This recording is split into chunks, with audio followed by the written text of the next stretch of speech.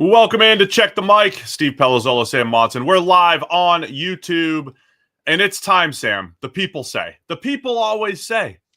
You can't evaluate a draft class. You can't do it the day after. You can't do it right away. You got to wait 3 years. Well, here we are. We're 3 years later from the 2022 draft class. So let's evaluate the first round after 3 years. Yeah, you need three years of evidence to be able to say anything about a draft class. You know, all these immediate post-draft grades, it's a complete waste of time. It's silly. So now we've had 3 years. We can talk about 2022. It's what everybody wants. So this will be fun. We did this for the 2024 class, which of course was not 3 years removed. It was 1 year removed, but it was nice to just kind of rehash what went down on draft night. What were we thinking on draft night? And then now, in this case, for the 2022 draft class, what have we seen for 3 years? And what are the prospects for 2025? And again, for those who aren't as familiar, the fifth-year option, it's a little misleading when you hear it in your head. It needs to be picked up after your third year. So you play 3 years, then the team makes a decision heading into your fourth year. They make a decision on your fifth year. So we could tell you which players, had their fifth-year option picked up and the whole deal. So we'll go through that. Let's start with this 2022 NFL draft. This is the one where the quarterbacks were awful, and we were still trying to project, right? We were coming off a year where there were 5 quarterbacks who went in the first round, and we were trying to figure out, is it Malik Willis, Sam Howell, Matt Corral, Kenny Pickett, Desmond Ridder? Like, which one of these guys is going to sneak into the first round? The same thing we were kind of doing this year with Jackson Dart, Tyler Shuck. Like, which guy was not expected to go in the first round a few months ago who's going to? And it turned out it was only Kenny Pickett who went in the first. Yeah, well, this was the classic quarterback draft where there is a limit to the idea that quarterbacks always get pushed up. They get inflated, they go higher. All this analysis that we do of where do they go on a big board, and it's an irritating exercise because they don't behave the same way as other positions on a big board, because quarterbacks always get driven up higher. Like, I don't think, again, there's always somebody, but basically nobody had Cam Ward as the best player in the draft, right? But Cam Ward goes number 1 overall because he's the quarterback. But this was the draft where it's like, there is a limit to that. We were all looking around going, which one of these quarterbacks that nobody likes is going to end up going in the first round, because there's a bunch of teams that need quarterbacks. Now, okay, Kenny Pickett did. The Steelers pulled the trigger there, but none of the others did. I mean, there were mock drafts that had Malik Willis sneaking into the first round, that had Matt Corral, that had, one of these other quarterbacks was popping up at like the bottom of the first round in all these mock drafts, because quarterbacks always get pushed up, and they didn't. Like this year, Kenny Pickett went in the first round. Maybe if he hadn't been taken, nobody would have been taken for like rounds, up until the third round. And then that's when the next group started to come off in the third round and beyond. All right, well, let's get into it, because, we were trying to figure out where do the QBs land and how many go in the first round. But we knew it was a deep wide receiver group, which we saw. We saw a ton of receivers come off the board. Let's go pick by pick. Let's do it. So with the number 1 overall pick in the 2022 NFL draft, the Jaguars went Travon Walker, of course, edge rusher out of Georgia. Of course, the controversy here was, I think most people had Aidan Hutchinson as the better player. Would have taken him number 1 overall. The Lions got Hutchinson at number 2 overall. The Jags had just picked Trevor Lawrence the previous year, so they weren't in the market for a quarterback. And the Travon Walker hype just continued and continued and continued all the way up to the draft. And, a couple weeks before the draft, it was like, no, they're really going to do this. They're going to pick Travon number 1 overall after he had not a ton of college production, but one of the best NFL combine workouts of all time, at a high weight, fast, strong, explosive, change of direction. Everything was incredible from Travon at the scouting combine. Yeah, fascinating process, because obviously, as you said, the quarterback was never on the table. Number 1, there weren't any. Number 2, they already had Trevor Lawrence. So we were always talking about a different position to go number 1 overall for a while. It's sort of very early on, it was like Aidan Hutchinson's going to be the guy. And then there was a brief period of time where the betting favorite was actually Evan Neal. People were expecting him to go number 1.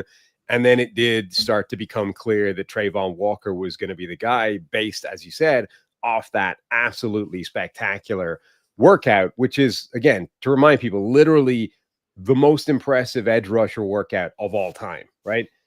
But there was nothing that he didn't have as a workout composite between size, speed, explosiveness, change of direction, the arm length, like everything you want. He was sort of 99th percentile in. And there are other guys that have had spectacular workouts, but there's always one element of it missing, right? Whether it's change of direction. So that's Shamar Stewart this year. Did no change of direction stuff. Change of direction stuff's a question mark for him. He's got all the other stuff. Or maybe it's arm length, or maybe it's explosiveness, or the 40 time, or the height, or whatever. Everybody's got one element missing. Walker had it all. So when you're debating Travon Walker versus, say, Aidan Hutchinson, on the one hand, you've got Aidan Hutchinson with this incredible college production and career. On the other hand, Travon Walker is literally unprecedented as a workout specimen, but didn't have the on-field production. That was effectively the debate. And I think most people would have said, look, pick the guy that's already the good football player over the guy that, if he becomes a good football player with that workout composite, can be special. The Jags went in a different direction because that's the guy that was running the draft room there. All right, so here's the objective view of Travon Walker. He's been a hot button issue for us because we always said absolutely we would have gone Aidan Hutchinson there. Let's just using PFF grades over the 3 years, right, since they've been in the league. Travon Walker among edge rushers with at least 1,000 snaps. I used 1,000 snap cutoff here since 2022. Ranks 72nd in PFF grade, 71st in PFF pass rushing grade, and 61st in run defense grade. And that's kind of his calling card, right? The Travon Walker apologist will say, well, he's an elite run defender and he gets 10 plus sacks per season. What else do you want from the number one overall pick? Well, it's the down-to-down production from Travon Walker that hasn't been there at the level of a number one overall pick, right? That type of production, if you got that late first or into the second and you're heading into year 4, you could say, okay, that's not bad. Even, Kayvon Thibodeaux is higher in all those ranks, but similarly, you could say kind of disappointing for maybe a top 10 edge rusher in what he started out as. On the other hand, I do think Travon Walker is coming off of his best season. And for a player with that athletic profile, the speed to power that he shows, which is unbelievable sometimes, right? He does have some unreal freak plays on tape. It does bode well that maybe heading into year 4, this is, Travon trending in the right direction and has a chance to continue to progress with the athletic profile and I would say the production starting to catch up the way I view production, not based off sack totals, but based off of snap to snap, the way he's played. Yeah, I mean, Walker is becoming a better player. He is improving. And at this rate, he might be a very good player. Like the ceiling, I think, is still very high because of that athletic profile and the fact that he could become special if he realizes that. First and foremost, I think it's very clear that Aidan Hutchinson was the correct pick. Like they made the wrong selection at number 1 overall. Hutchinson was the better pick at the time, would be the better pick now. And the only thing that could change your mind on that is the fact that Aidan Hutchinson just broke his leg in a severe manner. And we don't know if he's going to be the same guy again. But Walker has been nowhere near the player that Aidan Hutchinson has been in the NFL level. Even literally, no matter what way you look at it, you can look at it in pass rushing terms. It's not even close. In run defense terms, I would argue Aidan Hutchinson has been the better run defender as well. There's no way you can slice it where you say that that Travon Walker has been the better selection thus far. But I do think the gap is closing in that Travon Walker is moving in that direction. Run defense, I do think, is his better area of the game. I think the pass rush is still a work in progress. But you can see the power, you can see the quickness, the explosiveness. So yeah, I think he is a solid player at the moment who plays an absolute ton of snaps. Like that durability is I still think it sounds like a pejorative, but I do think that there's value to this. It's his biggest strength right now is that he's always playing. The durability, he's going to play 8, 9, 1,000 snaps a season every year and be out there making positive plays. But we're still a work in progress to get to like dominant impact playmaker. Yeah, I wanted to add that too. So 6th most snaps in the NFL among edge rushers since being drafted for Travon Walker. 8 almost 900 as a rookie, 869 as a second-year player, 911 last year. So he's been very consistent as far as being out on the field and putting a lot of reps in, which does hurt efficiency numbers sometimes, right? Sure. So again, when we're talking about value, he has average efficiency numbers, Travon Walker, but doing that for almost 1,000 snaps per season does add value because, yeah, you're out there, and it will affect how well you play on a snap-for-snap basis, the way that's tracked. But again, just to directly compare him to Aidan Hutchinson, like he's rushed the passer sort of 40, 50 times more than Aidan Hutchinson throughout his career so far because he always plays. But Hutchinson has like 60, he has like a season's worth more pressures, right? So he basically has double the pressure rate or the pass rush win rate of Travon Walker over their NFL career so far. Again, that might be closing, though it might not be because Hutchinson's pace last season against backup tackles was like off the charts absurd. But theoretically, that's probably getting closer together. But again, so far, it's not even close. The one thing I will say for Jacksonville, you know, at one point, as I said, the theory was they might take Evan Neal at the top of this draft as number one. They at least, it's the correct pick there. Yeah. Aidan Hutchinson was the correct pick overall, but if the choice was Evan Neal versus Travon Walker, you got the right player there. Well, we'll get there. I mean, I don't know if we're going to cover A.J. Brown specifically in this draft, but my take coming out of this in a draft where there were questions at the top, you and I had a pretty healthy debate about, we'll talk about Derek Stingley and Sauce Gardner, and would you take a corner number one overall? We had a healthy debate around that. I said, look, I think the Eagles coming away with A.J. Brown's the best first-round pick in this draft. That was my opinion on draft night. I don't think I would refute that at this point. You would argue Hutchinson for the Lions, but A.J. Brown, of course, the Eagles have gone to 2 Super Bowls, won one in a draft where there weren't those slam dunk prospects at key positions. The fact that the Eagles traded for an A.J. Brown, I think, ended up being the best move, and it was very difficult for the Jags with the number one overall pick, I think, to feel, unless they went Hutchinson and got the same kind of production that Hutchinson's brought to the Lions, very difficult for, I think, teams at the top to feel great about, you know, the top 5 value for non-quarterbacks in this draft going in. It was a weird draft where, yeah, like they're, you know, the players that normally surface at the top of these drafts that in a non-quarterback year were not like they weren't actually there, and it was other positions where the stars are. But, you know, you made that pitch that if A.J. Brown is as good a first-round pick as anyone's going to spend, we were asking the question throughout the draft, like, why is a guy like Sauce Gardner or Derek Stingley, why are they not in the conversation for number one overall, right? Why is a cornerback not in the conversation for number one overall? And actually, those guys have become 2 of the best players from this draft and probably should have been in that conversation for number one overall. We asked the question with the wide receivers, though I don't think those were quite as spectacular a prospects as the corners. You know, why are the wide receivers not in that conversation? This was the interesting thing. Like, the star players from this draft were not the players that were considered at number one overall. And this, you know, again, maybe this is in a weird draft like that. Maybe you start to change the rules of what you should do at the top. All right, well, let's get to pick number 2. We've already talked about Hutchinson quite a bit here. By comparison, edge rushers with at least 1,000 snaps since 2022. Hutchinson has the number 5 overall PFF grade, number 4 pass rush grade. So you're talking Myles Garrett, by the way, in his own league at 95.1 PFF grade since 2022. Then Micah Parsons, Nick Bosa, TJ Watt.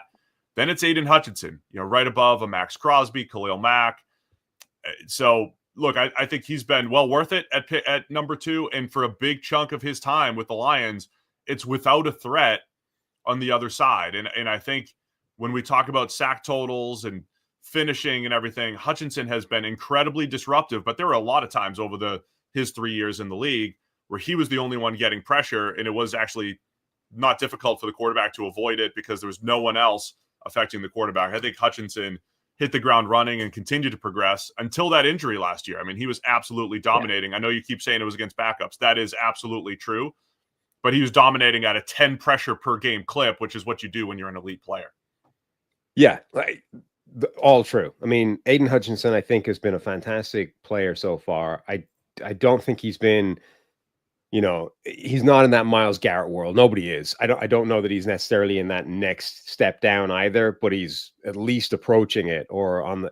It's weird because I don't think last season was necessarily real. Like, he would have won Defensive Player of the Year last year because he wasn't going to face a real right tackle basically all season. And he was already on the kind of pace where the numbers he would have put up over the course of the year would have been effectively undeniable in terms of Defensive Player of the Year, all that kind of thing. But I don't like if he'd continued that pace, if he hadn't got injured, if he'd had the full season and you were then comparing it to Myles Garrett, I don't know that you would say he had a better season than Myles Garrett. He would have certainly had a more statistically impressive season, but it's because the strength of competition was so much weaker. So it's a little strange when you're trying to, debate exactly how good he's been. But I think, he's been a very, very good edge rusher. Like, you can debate exactly how high up the rankings he is, but he's been one of the better edge rushers in the NFL, albeit a position where that suddenly there's quite a lot of those guys all of a sudden, like a lot of guys where Trey Hendrickson, right? We've just been talking about, it's kind of difficult to not put Trey Hendrickson in that group of TJ Watt, Nick Bosa, Micah Parsons, all those guys. That's kind of where Hutchinson is now as well, like pushing his way into that category, albeit now with the caveat of serious leg injury, and we don't know what he's going to be in 2025. We're, by the way, I'm pretty consistent with don't just look at the counting stats as your base. Usually if you're taking care of the foundation, which is being disruptive down for down, you'll get your sack totals. Remember that first year? It was like Hutch Island, the number of times that, remember he had like a pick on a, end of the half play where he was playing corner. He had all those interceptions, and that was a big part of why. Did he ended up getting the Defensive Rookie of the Year because of that? Anyway, Hutch wasn't great because of a few interceptions. And just like Travon Walker's not great just because of 10+ sacks. It is the down-to-down production where Hutchinson has been incredibly disruptive basically for all 3 years of his career. Yeah, and I don't want to put it all down to just last year. The year before he had 100 pressures, one of the, the fifth player or something to have 100 pressures in the season. Better. He's gotten better and better. Yeah. So he was already cooking. It's just that last season when he was posting it like an unprecedented PFF grade of, 95 or whatever, and he was on pace to, rack up like God knows how many pressures over the season and how many sacks. Like, that was because he just faced this absurd run of tackles. And if you looked at his schedule, he really wasn't going to face a good one all season and was going to face a bunch more bad ones. So I don't think last season is necessarily who he is, but the year before probably is. And the year before was pretty freaking good as well. And so the other, you mentioned he's got way more pressures than, say, Travon Walker. He's got about 50 more pressures on a similar number of pass rushes. Even with the injury last year, Hutchinson has still rushed the passer quite a bit. I'm just looking at, including the playoffs, but about 50 more rushes. And again, with the PFF pass rush grade will factor in is not just cleanup pressures, because a lot, not all pressures are created equal. It's how quickly do you get there? That's where I think the grade captures it well. That's where I think the grade captures, say, Myles Garrett and his production extremely well and how difficult he is to block. Hutchinson's closer to that top tier.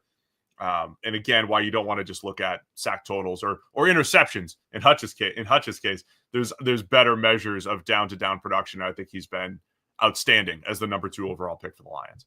And again, has rushed the passer less than Travon Walker overall.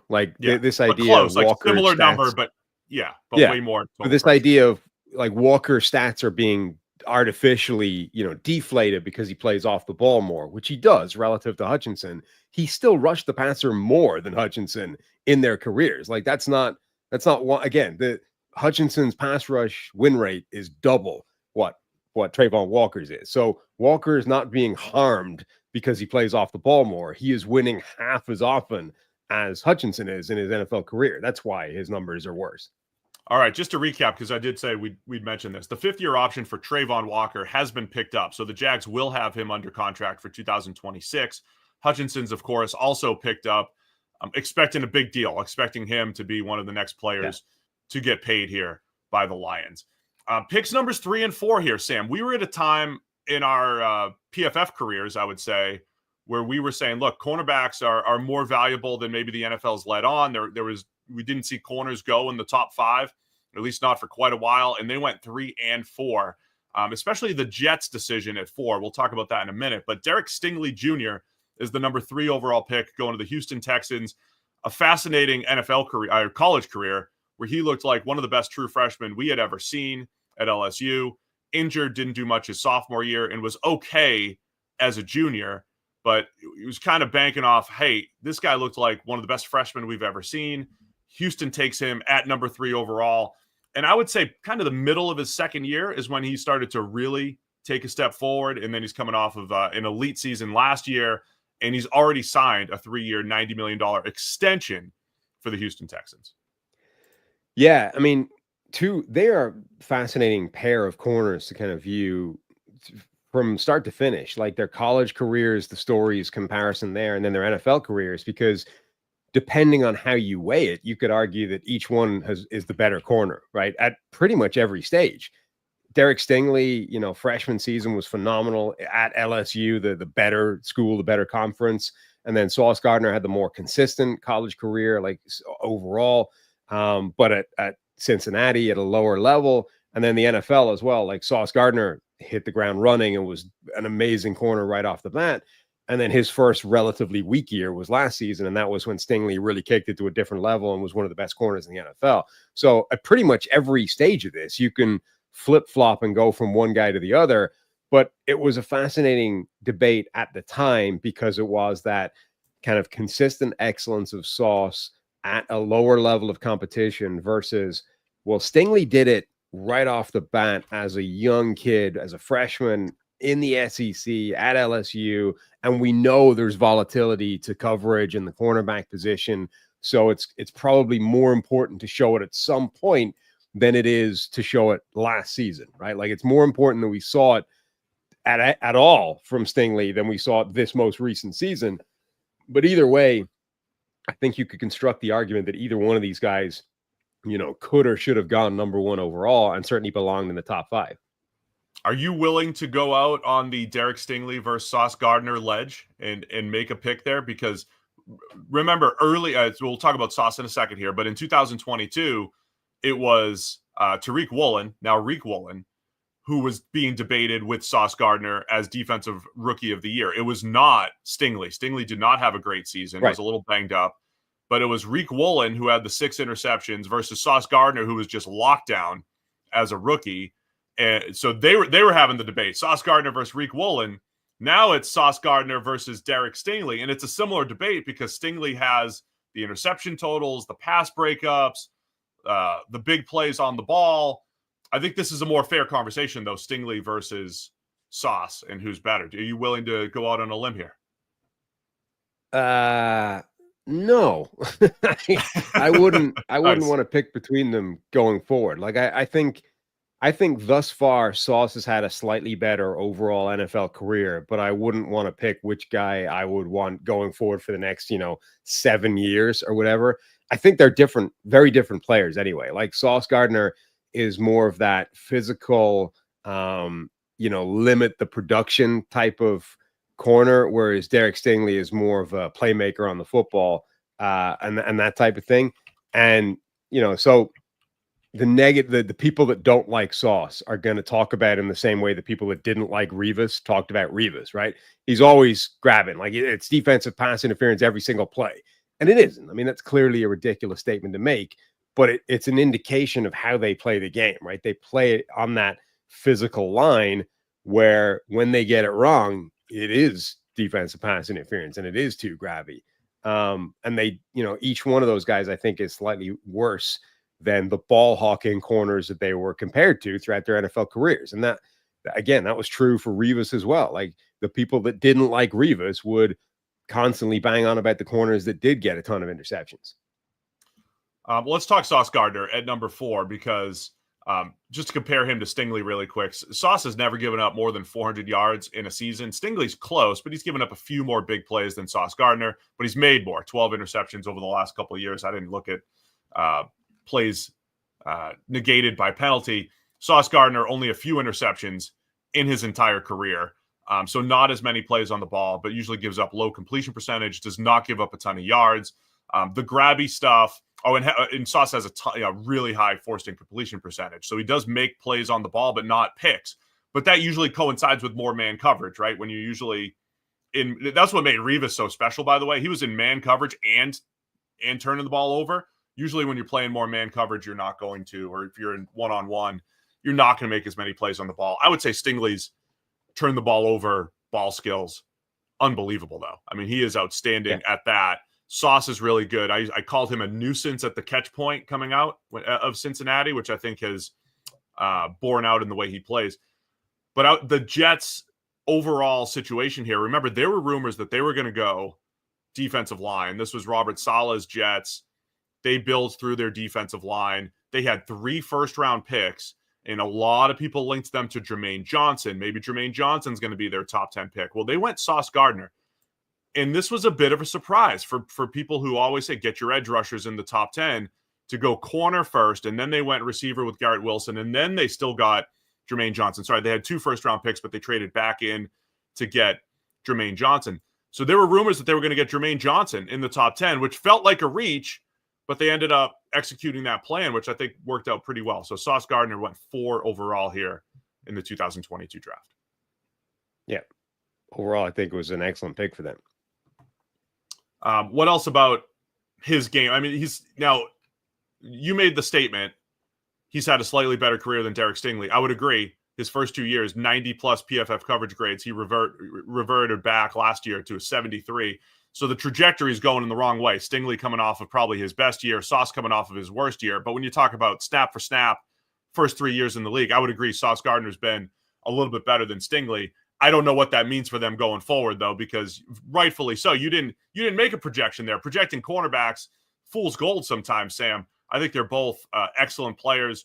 Both should be paid top of the market cornerback money. I've made this point before too. There's this question about corners and how much they should get paid. There hasn't been one worth getting paid. These two guys both deserve to be top of the market corners. So I like both players at 3 and 4 here.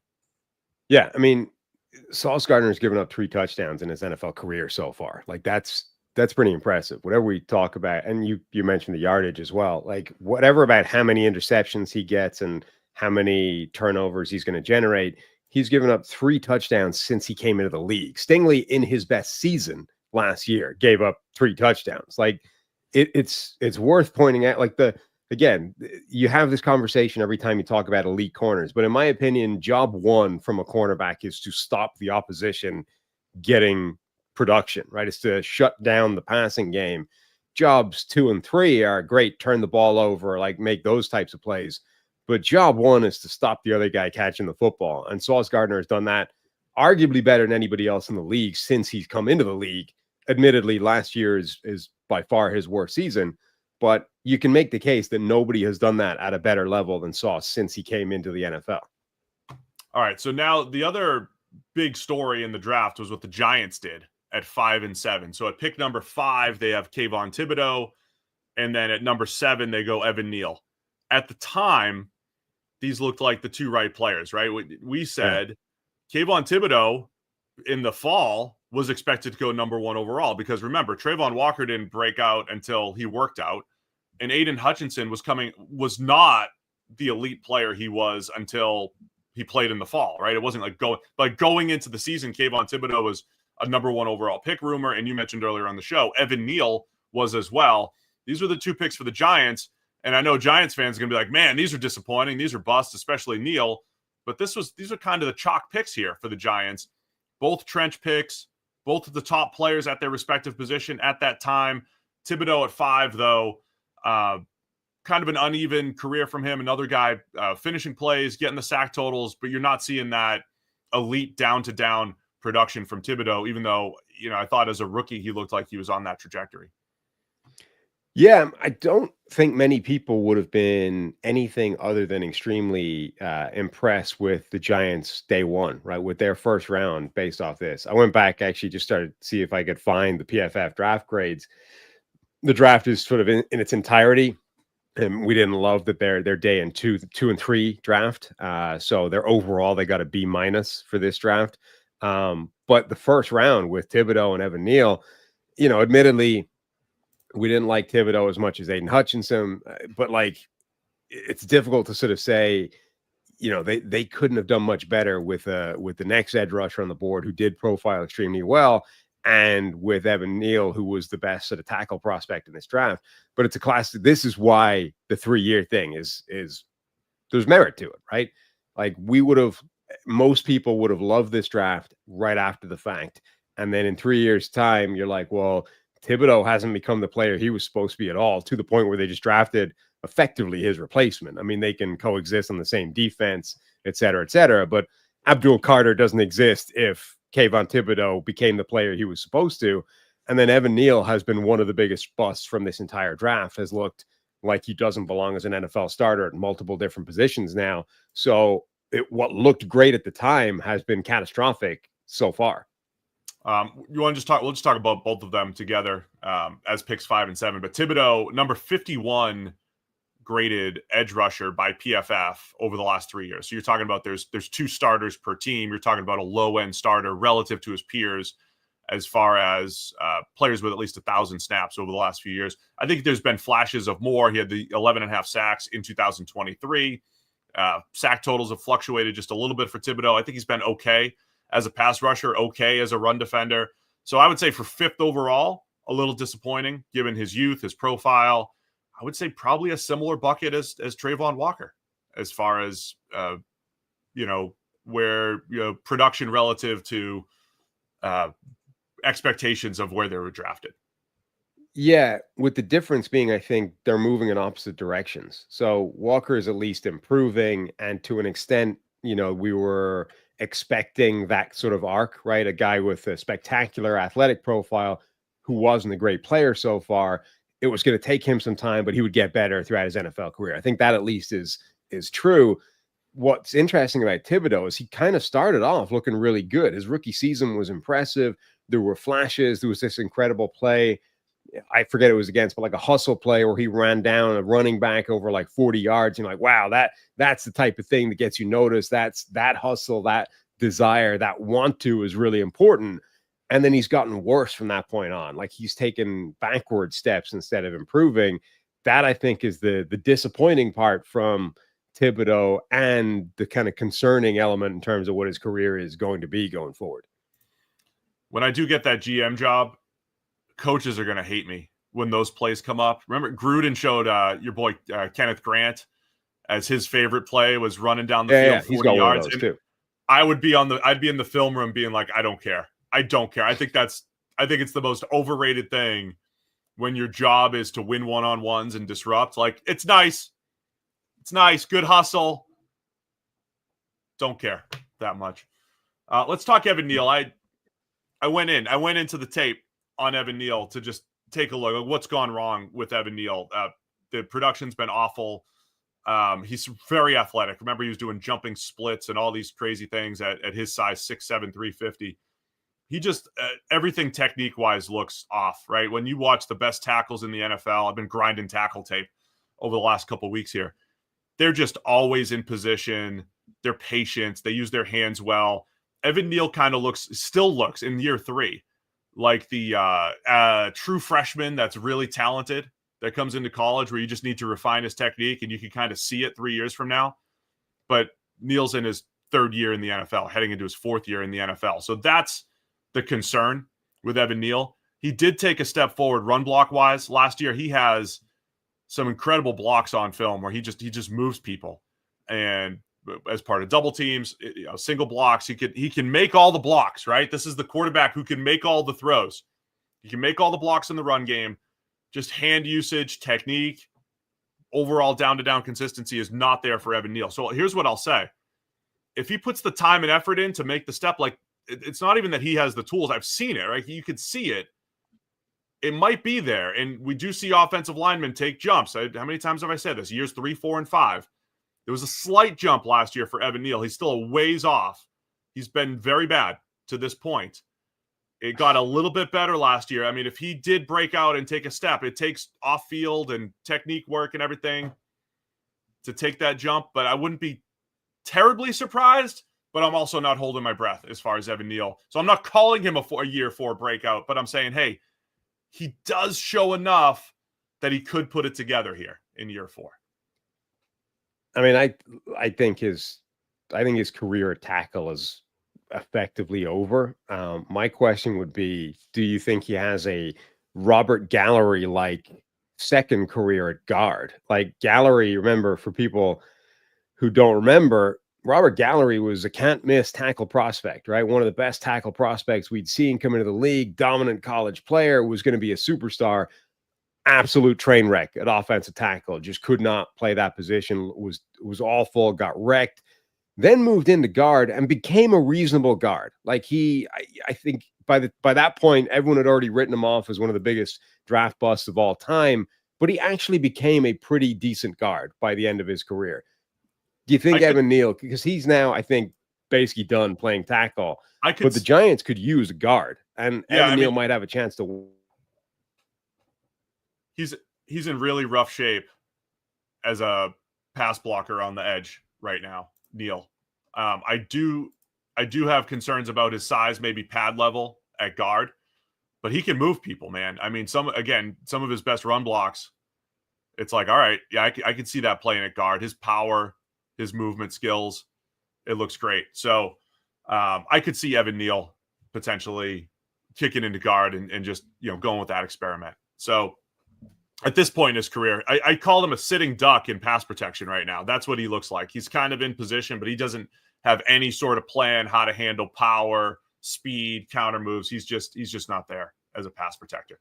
The other fascinating story here that we need to discuss, 2022 NFL draft, was the Carolina Panthers. So we're going slow here. We'll pick it up. We'll pick up the pace. Ikem Ekwonu was the pick at number 6 overall for the Panthers. And remember, the Panthers had no quarterback. We didn't know what they were going to do at quarterback. We said they were linked, buying all the rumors. They were linked to Kenny Pickett, even as high as 6. And so we said, look, the Panthers don't have a pick until round 4. This was a lot like the Steelers this year. If they're going to take a QB, it has to be in the first round. And they didn't. They go Ikem Ekwonu, offensive tackle for the Panthers. By the way, Evan Neal, first guy who did not have his 5th-year option picked up, number 7.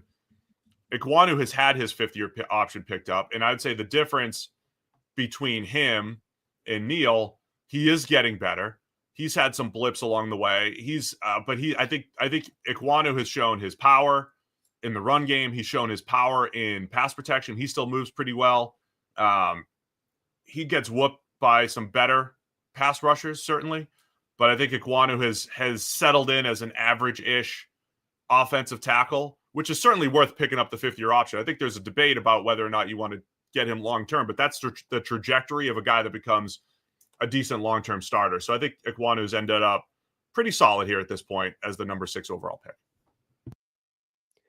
Yeah, like another guy with a weird arc where rookie season was impressive, year 2 was concerning, and then actually he sort of split the difference and kind of settled in and become a useful player. I think because the Panthers' offensive line generally has improved around him, he's looked better. But for a while, that was like when the line fell apart in Carolina, he was sort of emblematic of that whole collapse. And it's like, high 1st-round draft pick, like this guy needs to be good. And then once the line has improved, I think his standing has improved as well. And the point you make is a good one. Like, if the guy's even vaguely average with the cost of tackles now, you have to pick up the 5th-year option. I mean, look at, again, Dan Moore is going to be the poster child for like overpaid offensive linemen. But like, if Dan Moore is getting $21 million a year, if your offense from the 1st round is even vaguely passable as a starter, of course you pick up the 5th-year option, because the alternative is going to find yourself a Dan Moore and paying him $21 million a year. Yeah, that's where I think the Panthers have some decisions to make. It's a big year for Icky. So we're projecting him for 2025 here. I think he has the tools, handles power extremely well. He's not great at every part of the run game, so I think you got to limit what you're doing with him there. But they have some decisions to make. Tyler Moton's heading into free agency, and Ikem Ekwonu, they have to decide whether or not they want him locked up long-term. So now we're going to go to pick 8 here. Drake London is the first receiver off the board for the Atlanta Falcons. And fascinating receiver class. This was the real story of this class, is 6 receivers end up going in the top 18. And I had a theory that I think 4 different teams maybe got their top receiver on their respective boards. And so number 8 overall, it's Drake London, Sam. And when we did receiver rankings prior to that season, I think you and I both had Garrett Wilson, Chris Olave, 1 and 2.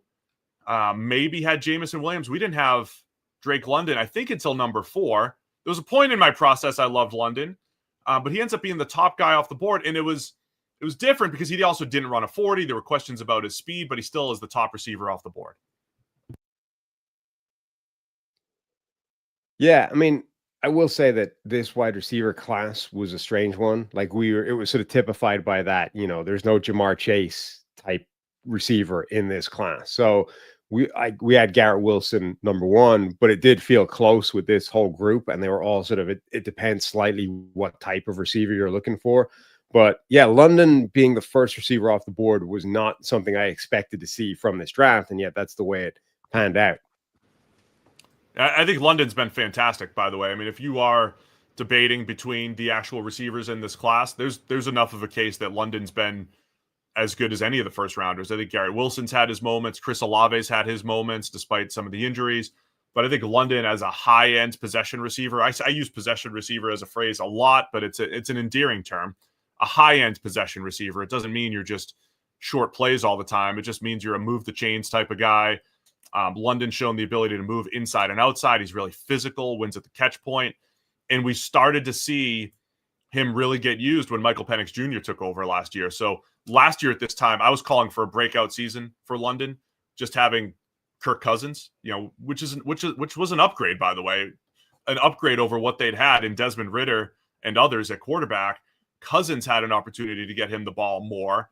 And now I think Michael Penix Jr. has an opportunity to get the ball to Drake London even more. So I think this has been a very good pick at number 8 overall for the Atlanta Falcons.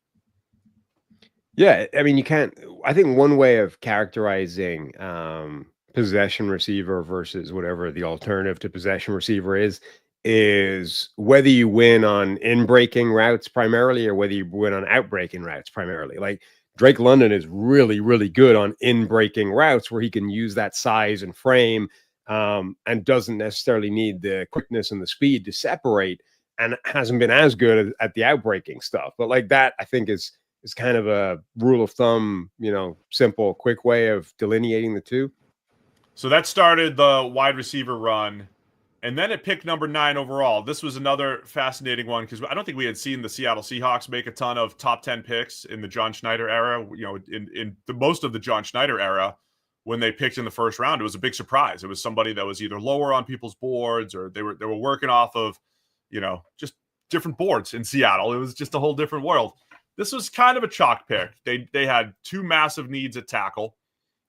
They went into the draft with no starting tackles. They go Charles Cross, the offensive tackle out of Mississippi State.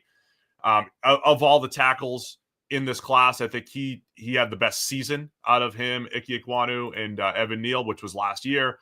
I think Cross coming out of Mississippi State, it was the Mike Leach system, so it was very pass heavy, and he looked like a projected as a good pass blocking offensive tackle who wasn't as good in the run game. I think we've seen a lot of that. But I think he's become the best tackle out of that top trio there and was very good in pass protection last year for Seattle, despite the rest of their offensive line falling apart. Yeah, I mean, it turns out that the bar to be the best tackle in that group has not been as high as we thought it was. But yeah, he's been the best guy. And there were a lot of people that liked him at draft time and liked him as the sort of technician of the group where he would become the player that he's become, right? It's the pass blocking chops. It's the movement skills there. He's going to become a really good pass blocker first and foremost, and then we could become a really good run blocker down the line. And he's actually become the player exactly, I think, that he was supposed to be at draft time, which is not that common, it turns out. And one of the kind of a normal trajectory, I think a pretty good rookie season, similar second season. Year 3 was the jump for Cross, right? So when I talk about the year 3 jump for offensive linemen, that was exactly how it showed up in Charles Cross. So he looks like he's locked in to be, the starting tackle for the Seahawks for a long time now. I expect them to sign him long term. And they picked up his 5th-year option. Drake London had his 5th-year option picked up. We should almost just only say the guys who don't have their 5th-year option picked up at this point. They're pretty obvious, right, most of them. But I think Cross will get the long-term deal in Seattle pretty soon here. Really like the way he played last year for the Seahawks. And it's tough to see because Right tackle was an absolute disaster. The interior of the offensive line was rough for Geno Smith in Seattle. They didn't run the ball very well. But Cross was the one guy I think that was pretty consistent for them last year. And by the way, I know some Seattle fans are like, oh, yeah, he loses to Nick Bosa here and there. Yeah, I mean, you're going to lose to some of the better edge rushers. There's not many tackles who handle the Bosas, the Garretts, the TJ Watts, and that's kind of expected at this point. But Cross was very good last season. Yeah, I mean, we've said this before when it comes to average offensive linemen, right? An average, hate average caliber offensive tackles in particular, because average caliber offensive tackles get wrecked by elite players. It's kind of true for good ones as well. I mean, a good tackle is still going to get his ass kicked by Myles Garrett. A good tackle is still going to lose to Nick Bosa. You know, to those elite players, you need to be basically the best guy in the NFL to go one-on-one with those players and win, you know, more, like not even more often than not, but like win to the point where you don't notice them, right? That's basically what you're asking for, is can you shut him down for like 35 straight pass rushes? Almost nobody can achieve that. So yeah, like a guy like Charles Cross can lose 2 or 3 times a game. And maybe if those are in critical situations, right? If those are third down, those can be game changing. Those can be game losing. He might still be doing a good job. That's just how good the other guy is.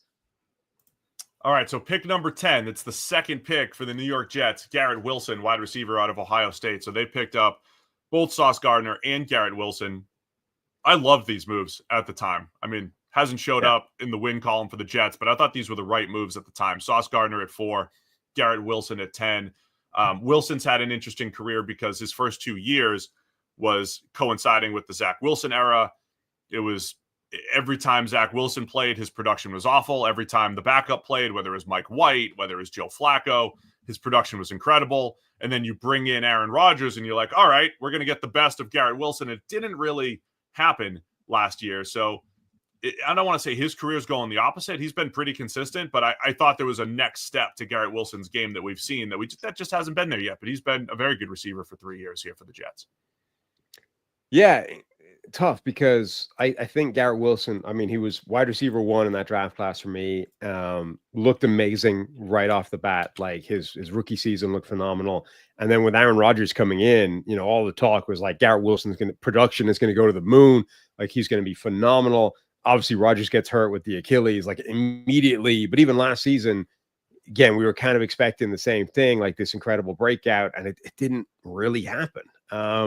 And he still looks great, but he hasn't taken that next step from like literally day one in the NFL. He looked like a good receiver, but he hasn't become great from good. And that's the question now. And I don't know if he's going to, like, if he has the ability to do that with Justin Fields as his quarterback either. So we're in this weird limbo world with Garrett Wilson where obviously he's a very good wide receiver, but will he ever be a great wide receiver? That I think is still an unknown from him. Remember, he was offensive rookie of the year in 2022. Sauce was defensive rookie of the year. Joe Douglas as general manager, it looked like he, hit 2 home runs with both players. And I'm not saying he didn't, but obviously I think with Wilson, not even that he regressed. I just thought you'd see more with Rodgers. Of course, Devonte Adams, when they traded for him, that cut into his production a little bit. And Wilson showed all the flashes, right? Really good route running, some after the catch plays, some one-handed catches. There's still a little bit more, I think, for Wilson going forward here. I don't know if it shows up this year with Justin Fields and maybe a lower volume passing attack, but I think Wilson's become a very good overall receiver and a good pick at number 10 for the Jets. Chris Olave, his teammate, goes number 11. So when I said, hey, I think every team may have gotten their top receiver, I think the Falcons certainly did. A lot of people had Garrett Wilson as wide receiver 1 in this class. I bet the Saints were sitting there. I'm sure some people loved Olave as far as his route running and his ability to get open. And then we'll talk about what the Lions did trading up at number 12. So I think a lot of people were happy with their wide receiver picks here. Olave's been very productive, but it's been the health issues, concussions in particular, that have slowed him down and have been the issue.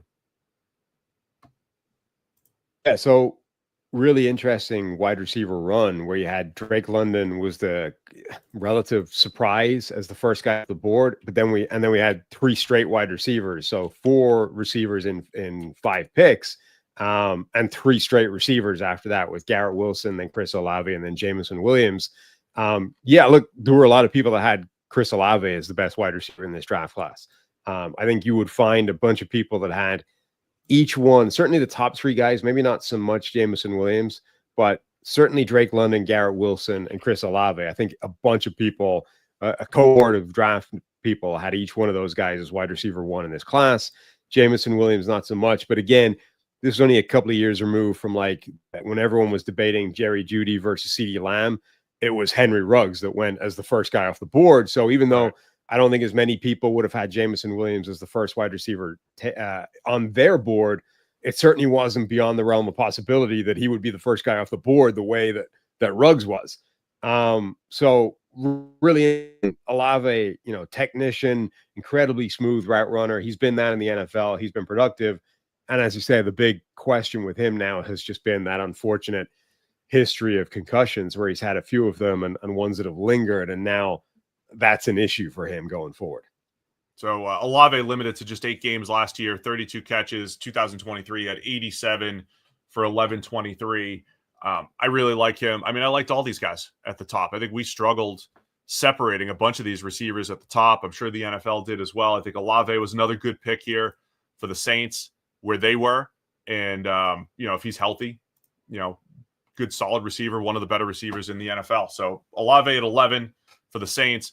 Then we have the huge move here. The Minnesota Vikings were on the clock at pick 12, and the Detroit Lions traded up. This is before the Lions were the Lions, Sam. This is before they were like, hey, just trust Brad Holmes. Everything that he does turns to gold. The Lions traded up from what, pick 32? Was it? Were they way back there? They traded way up and they go to pick 12. This was also Quay's first draft for the Minnesota Vikings, Mr. Analytics GM. So we're like, of course he's trading down, right? And the analytics folks were like, listen, this is actually right in line with all the advanced trade charts. This is exactly where you start at pick 12, and between 12 and 25 or 30 or 30, actually 32, there's no difference in these players. Quay's just playing the odds. This is perfect. It didn't end up that way for Minnesota, but a power move by the Lions to go get their second first-round pick, because they had Aidan Hutchinson, of course, at pick number 2. They come and get Jameson Williams at number 12, the speed receiver. And this, again, my argument's like this might be the top guy that the Lions want because they just wanted the guy with the 4.3 speed. That is what Jameson Williams brought to the table that no one else had in this draft, like that level of game-breaking speed. Yeah. And that was his calling card again. So he'd had a weird college career as well, where he had an injury that he was dealing with. But again, the Henry Ruggs thing it's unfortunate because of what's happened to him, right? Where he ends up killing somebody in a car accident late at night and he's in jail, as opposed to we're talking, that's obviously a separate element on top of what he was doing on the field. But at the time, Henry Ruggs had hit the ground running in the NFL. You're seeing there's still incredibly potent value to the guy, blazing speed. That's a vertical threat that can be a home run hitter at any given point. And at a time where, Jeudy hasn't become the player he was supposed to be as the route running technician, Ruggs had already been extremely dangerous as a vertical threat. And then CeeDee Lamb ends up being the best of that group. But you could easily see the vision for a team like Detroit to go, we want a touchdown maker in Jameson Williams, the guy that's going to terrify defenses. In particular, when that run starts, when 3 wide receivers go off the board at that stage, you can see why the Lions are like, okay, we got to go get this guy because, it's nobody like that is going to be available later in this draft. And it started out slow for Jameson Williams. He only played 6 games in 2022. Is that the year he didn't have the suspension, but he only played 6 games, caught 1 out of his 9 targets. It went for 41 yards. And everything looked a little awkward, right? A little forced. He was never the most polished route runner. He was nothing like Garrett Wilson, Chris Olave, as far as those guys being as technicians. He wasn't like Drake London as this uber possession guy. He was the big play threat. And everything kind of matched that on his 9 targets, right? He's inconsistent hands, inconsistent route running, but boom, there's a 41-yarder. But it all came good, I think, last year. Over 17 yards per catch. Has a couple long runs in there as well. He had that. He had a 40-yard run his rookie season as well. So the big playability that Jameson Williams has brought to the table, I think that's been as advertised. It's just a matter of various reasons of him not being on the field. He's played just 33 games over the 3 years. That includes the suspension. That includes injuries. So to me, that's the biggest question for Jameson Williams. He's another interesting one for the Lions as far as how much you want to invest in him long term. They exercise the 5th-year option, but you have Amon-Ra St. Brown. You have, as we said many times, the Lions have so many players that they need to pay, including fellow first-rounder Aidan Hutchinson.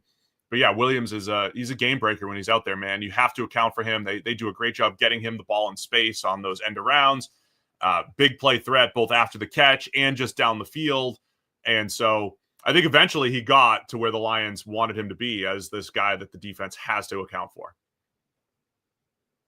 And the Lions keep talking him up as he can be even better, like every year sequentially. Now he's had some issues in the NFL as well, as you mentioned. Like he had a suspension for some gambling thing where he like didn't know that you couldn't bet on random things within the building or whatever. So it's not all been smooth sailing, but like every opportunity Dan Campbell has to talk about Jameson Williams, he hypes him up like nothing. And the same thing is true now.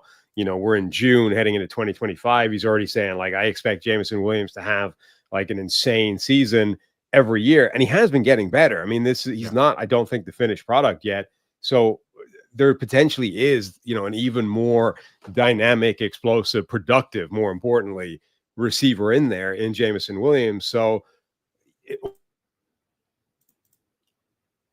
although the world to jump that far to get a guy like Jameson Williams. But I think they're kind of being borne out as, it makes sense. Like he's becoming the player I think that they thought they were going to get when they made that move. And when you look, this is one of those drafts where, this was true when the Julio Jones trade, right? Like Falcons gave up an absolute ton to go and get Julio Jones. Now, number Jones, I need to apologize for my internet, by the way. It's on its last legs. There doesn't appear to be any fixing it during this show. So I'm going to have to phone up Alta Fiber and shout at them after we go, but you'll just have to bear with me during the show. But the Julio Jones thing, number one, he became Julio Jones. Number two, when you look at the rest of that receiver class after him, it was awful. So like if they wanted a receiver, they kind of had to do something crazy like that to make it happen. I think you can kind of argue that a little bit in this draft where look what happened after Jameson Williams was drafted. Didn't have, an alternate Jameson Williams you could get lower in the draft the way you do in a lot of other drafts, right? This was, if you didn't get Jameson Williams, I think there was a huge drop in this draft. And, you could argue maybe, at the time you would have been saying Christian Watson's got a lot of the same skills. Well, that hasn't worked out so well yet for Green Bay because of all these injuries. You could argue Tyquan Thornton had some of those same skills. I mean, that hasn't worked at all for multiple teams at this point. So, I think you can look at this and say, if that's the skill set you're looking for, if Detroit wanted that, you had to kind of go for him or nobody. So things get even more interesting here with pick 13. One of our favorite pre-draft discussions was the value of Jordan Davis, the defensive tackle from the Philadelphia Eagles. And the Eagles are one of the biggest stories of this entire draft because, again, I think this set them up for the Super Bowl run that they made that particular year in 2022, but of course the win that they had last year in 2024. So the Eagles had been wheeling and dealing for a couple of years where they had multiple first-round picks, and then they flipped them forward, and they were just moving all over the place. But they go with Jordan Davis, the defensive tackle out of Georgia at pick 13. We had given Davis to teams a little bit lower, say the Chargers at 17. This was a time when, Brandon Staley's coming in, and we're talking about all these teams needing to play the run with fewer bodies up front. And Jordan Davis has this freak workout at the combine. He weighs 340, sub 540 time, moves extremely well. He's your game wrecker in the run game, but we don't know how many snaps he can play. We debated endlessly, Sam, about the Davis selection. Can he play 700 snaps in a year? Can he even play full 3 down as a defensive tackle? Is it worth it? Is this the new NFL where it's worthwhile?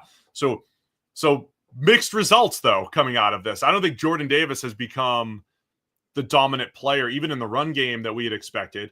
I've got some on-off splits to kind of answer some of the questions that we were asking at the time, which was just his presence out there. Is that going to help the run game? It actually has. EPA per play with Jordan Davis on the field minus 0.11 through 3 years, which is better than when he's off the field.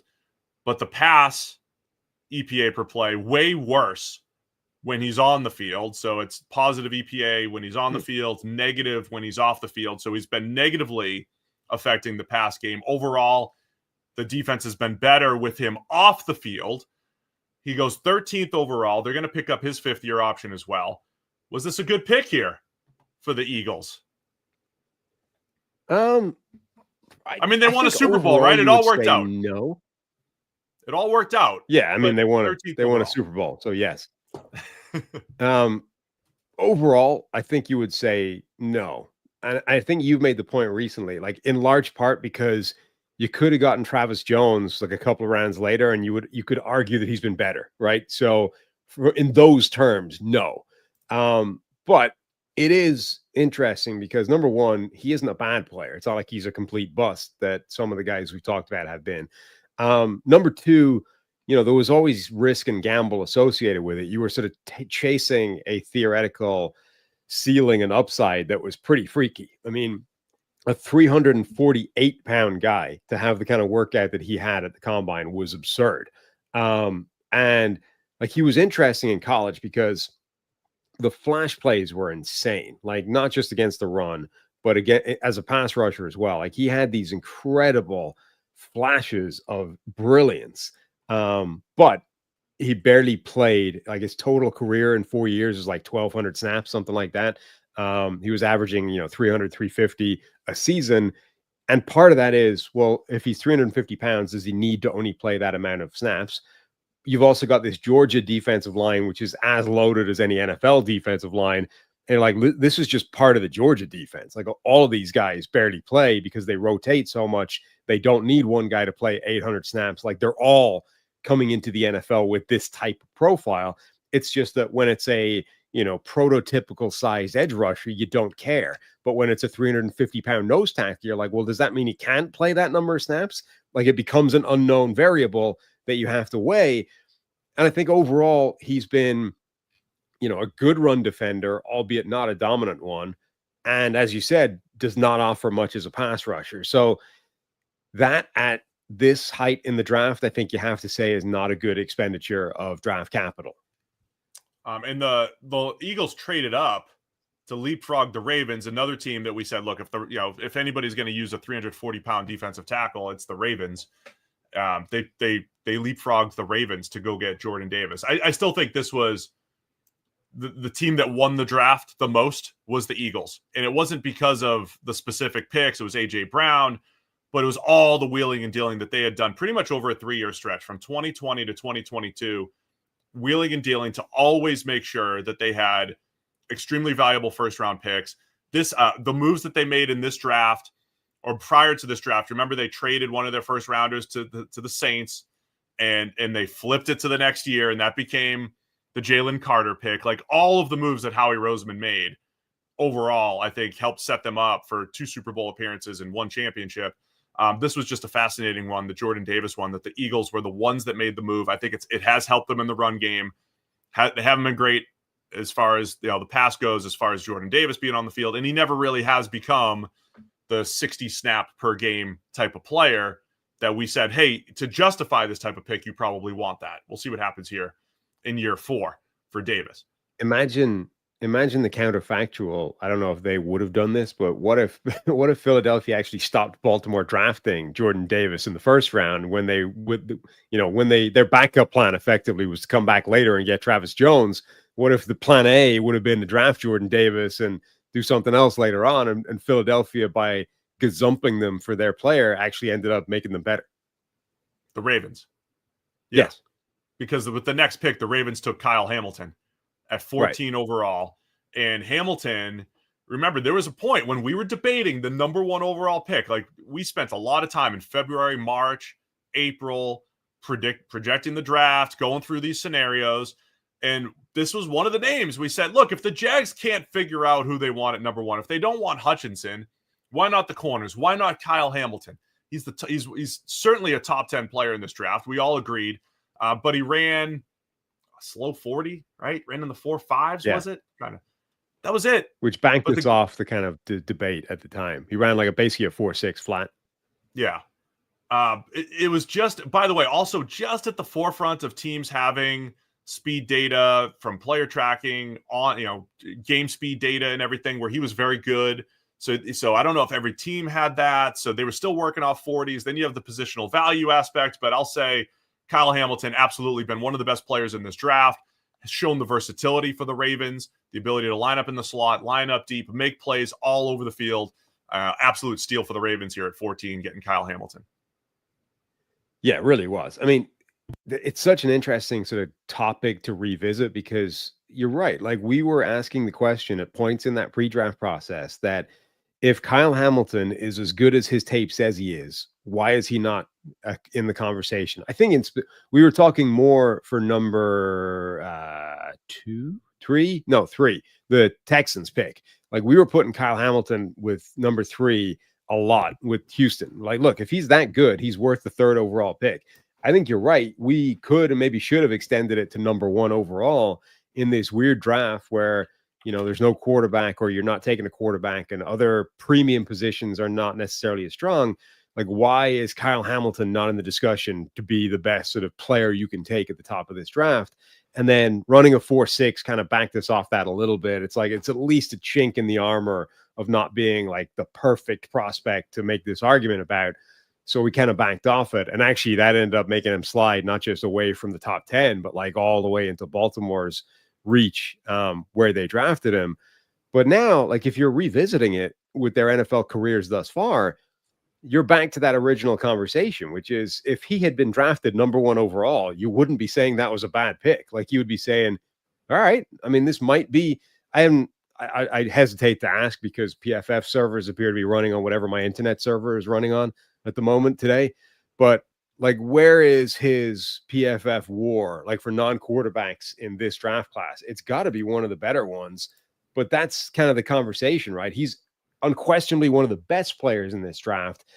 Is his position value enough that you're like, well, we would still want to go a different position at number 1 or at number 3?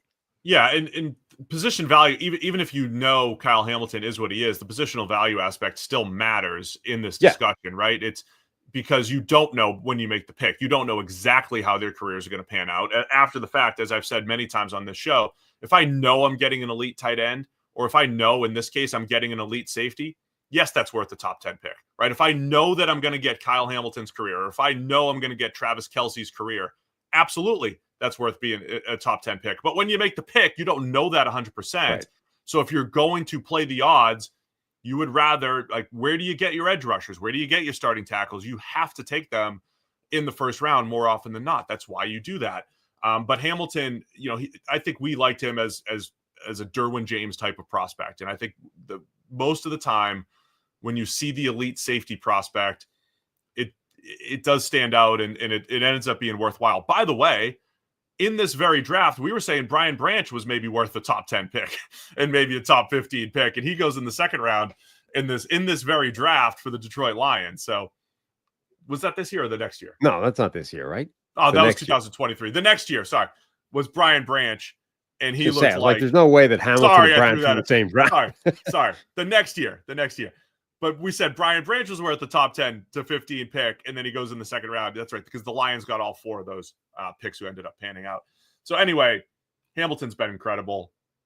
Really nice pick there. I mean, most of the draft to this point has been pretty good, and it starts to drop off at points here. This is where the receiver run, it will continue, but it dries up a little bit. The next pick was the Houston Texans, their 2nd first-round pick. Remember, they traded down a few picks here. They go Kenyon Green, the guard out of Texas A&M. He's been very disappointing for Houston. Was one of the worst guards in the league over the last couple of years. and now is a Philadelphia Eagle. He's a reclamation project for the Eagles. So the Eagles have Jordan Davis, Kenyon Green, and A.J. Brown with their first-round picks in this draft. So this is one where Jeff Stoutland is about to make everyone look ridiculous who's talking about Kenyon Green right now. It's going to be the latest of his reclamation project / coaching, success stories. He turned Jordan Mailata from a rugby player into an all-pro caliber left tackle. He's turned Mekhi Becton from a bust into a, high-end guard that got a new deal this offseason. Kenyon Green has been as big a bust as you're going to find in this draft. And the only thing that would make me hesitate saying that is the fact that Stoutland might rescue him this season and turn him into a useful player for them. But, this was one of those draft picks that felt like a reach at the time, didn't work out, and now looks like a classic cautionary tale. The other cautionary tale I'm going to tell myself here, Sam, when Hall of Fame week comes up and we've got no other film to watch, we're going to watch the Hall of Fame game, Sam. We're going to break it all down. Last year's Hall of Fame game was Kenyon Green's best game as a pro. Texans, Bears, you got nothing else to watch. We're trying to make some stories. Maybe this is the year 3 breakout, Steve, you got it. Year 3 for Kenyon Green. Coming off of injury, year 3 breakout for Kenyon Green.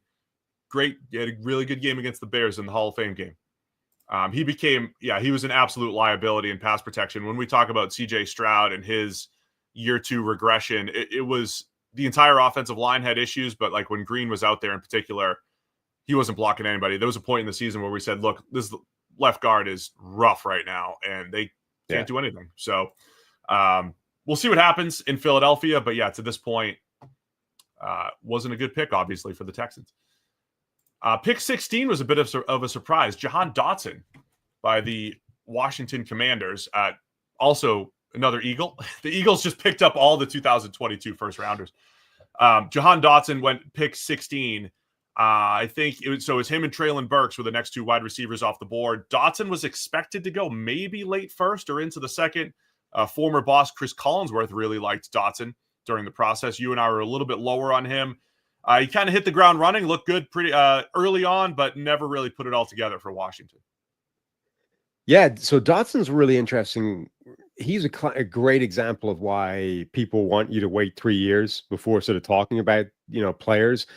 Dotson right off the bat looked really good. And because certainly I didn't like Dotson that much at all as a draft prospect. I thought almost all of his good plays or the production was just getting open against zone. And look, there's a skill to that. I'm not saying it's worthless, but it's a skill that I think is much easier to teach than it is to teach being good at getting open, right? Like teach separation, teach the ability to win in all situations, I think is a lot harder than just, hey, this is the coverage, this is where the space is, go to that space. So I think there were a lot of kind of red flags in Dotson's college tape to me that said, I don't know that he's going to succeed at the NFL level because of these limitations. And then year 1, it's like he has one of the better seasons. You're like, maybe I was wrong on that. But then now, like his career since that has been in free fall. Like he didn't repeat that. He stalled, and the limitations have become clear. And a team has moved on from him already, and he's in a different team, and he's sort of buried on the depth chart, et cetera, et cetera. So depending on the point in time you were talking about Jahan Dotson, you would have a very different conversation. And it takes a few years for it to all settle and you to figure out exactly what you're looking at. So I think overall now you would say, first round pick was rich for Jahan Dotson. But if you'd been having this conversation after year 1, you'd have probably been singing a very different tune. The Eagles have, by the way, 4 players who were drafted in the first round of 2022 on their roster, plus A.J. Brown, who they used a pick to trade for. They also have Lewis Cine on their roster. They have declines the 5th-year option on both Kenyon Green and Jahan Dotson. So here's what all that means is that they're free agents after this year. But if the reclamation project for Kenyon Green, or if Jahan Dotson, stepped up as a number 3 and he had the big play in the Super Bowl, that may have been worth it.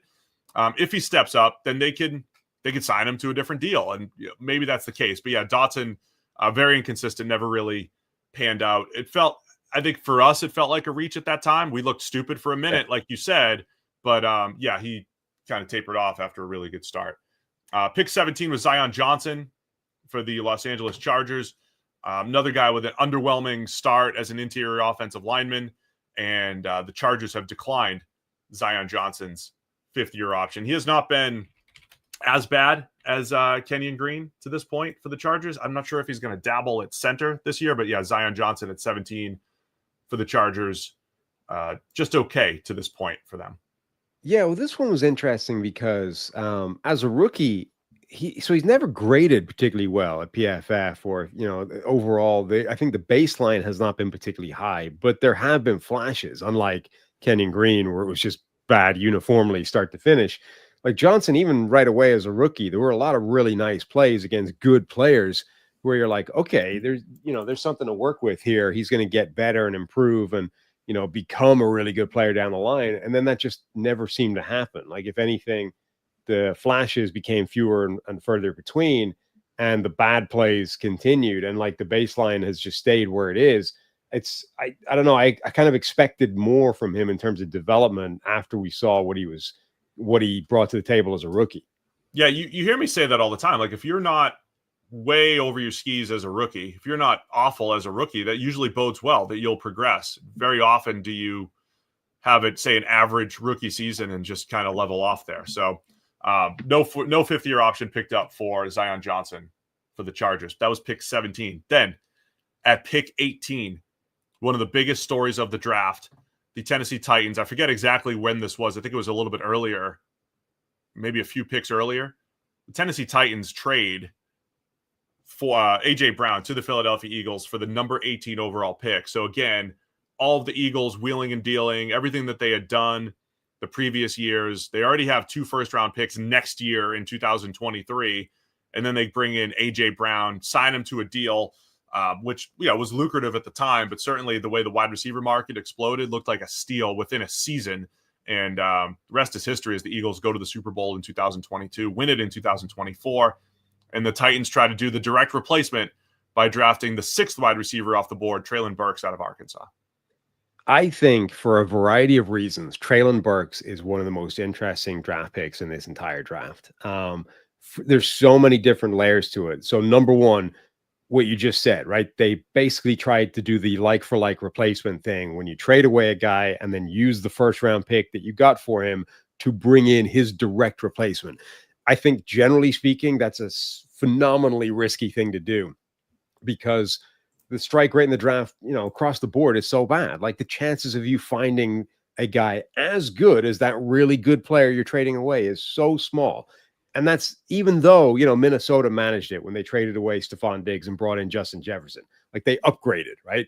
So on the one hand, look, it's clearly possible, but I think it's so risky that I would hate that as a strategy generally. That's one element. Number two, I think Treylon Burks is really instructive in terms of how to grade or evaluate, draft wide receivers. And this is, people ask all the time, right? What do your misses teach you about scouting again? So Treylon Burks at the time was this phenomenal kind of athletic freak show type player who just was an X factor weapon in that offense. And if you watched his tape at Arkansas, they lined him up everywhere. They had him taking, direct snaps at quarterback. They had him lined up a tight end in the slot, out wide in the backfield. Their offense was basically just, this guy is our best player. How do we get him the ball in as many different ways as humanly possible and do all of that? So on the one hand, clearly that's instructive. Like they thought Treylon Burks was their best player and they were just trying to feed him the football. The negative to that is it meant that he didn't know how to play wide receiver yet, right? He was sort of just an athlete playing football and nobody had taken the time to say, go and play 1,000 snaps playing like true wide receiver. Here's how here are all the technical things you need to master to be that. And then another element to this is he's also this classic guy where it sort of felt like all of the advertisement was false, right? When you got to the draft and you got his actual measurements, none of it was true.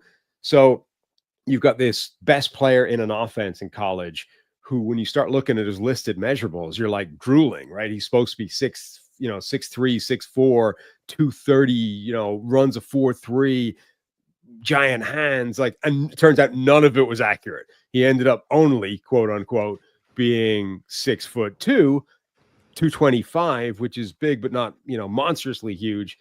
His hands even were smaller than advertised. He ran a 4.55 instead of a 4.3, like literally nothing that was supposed to be this incredible athletic profile ended up being true.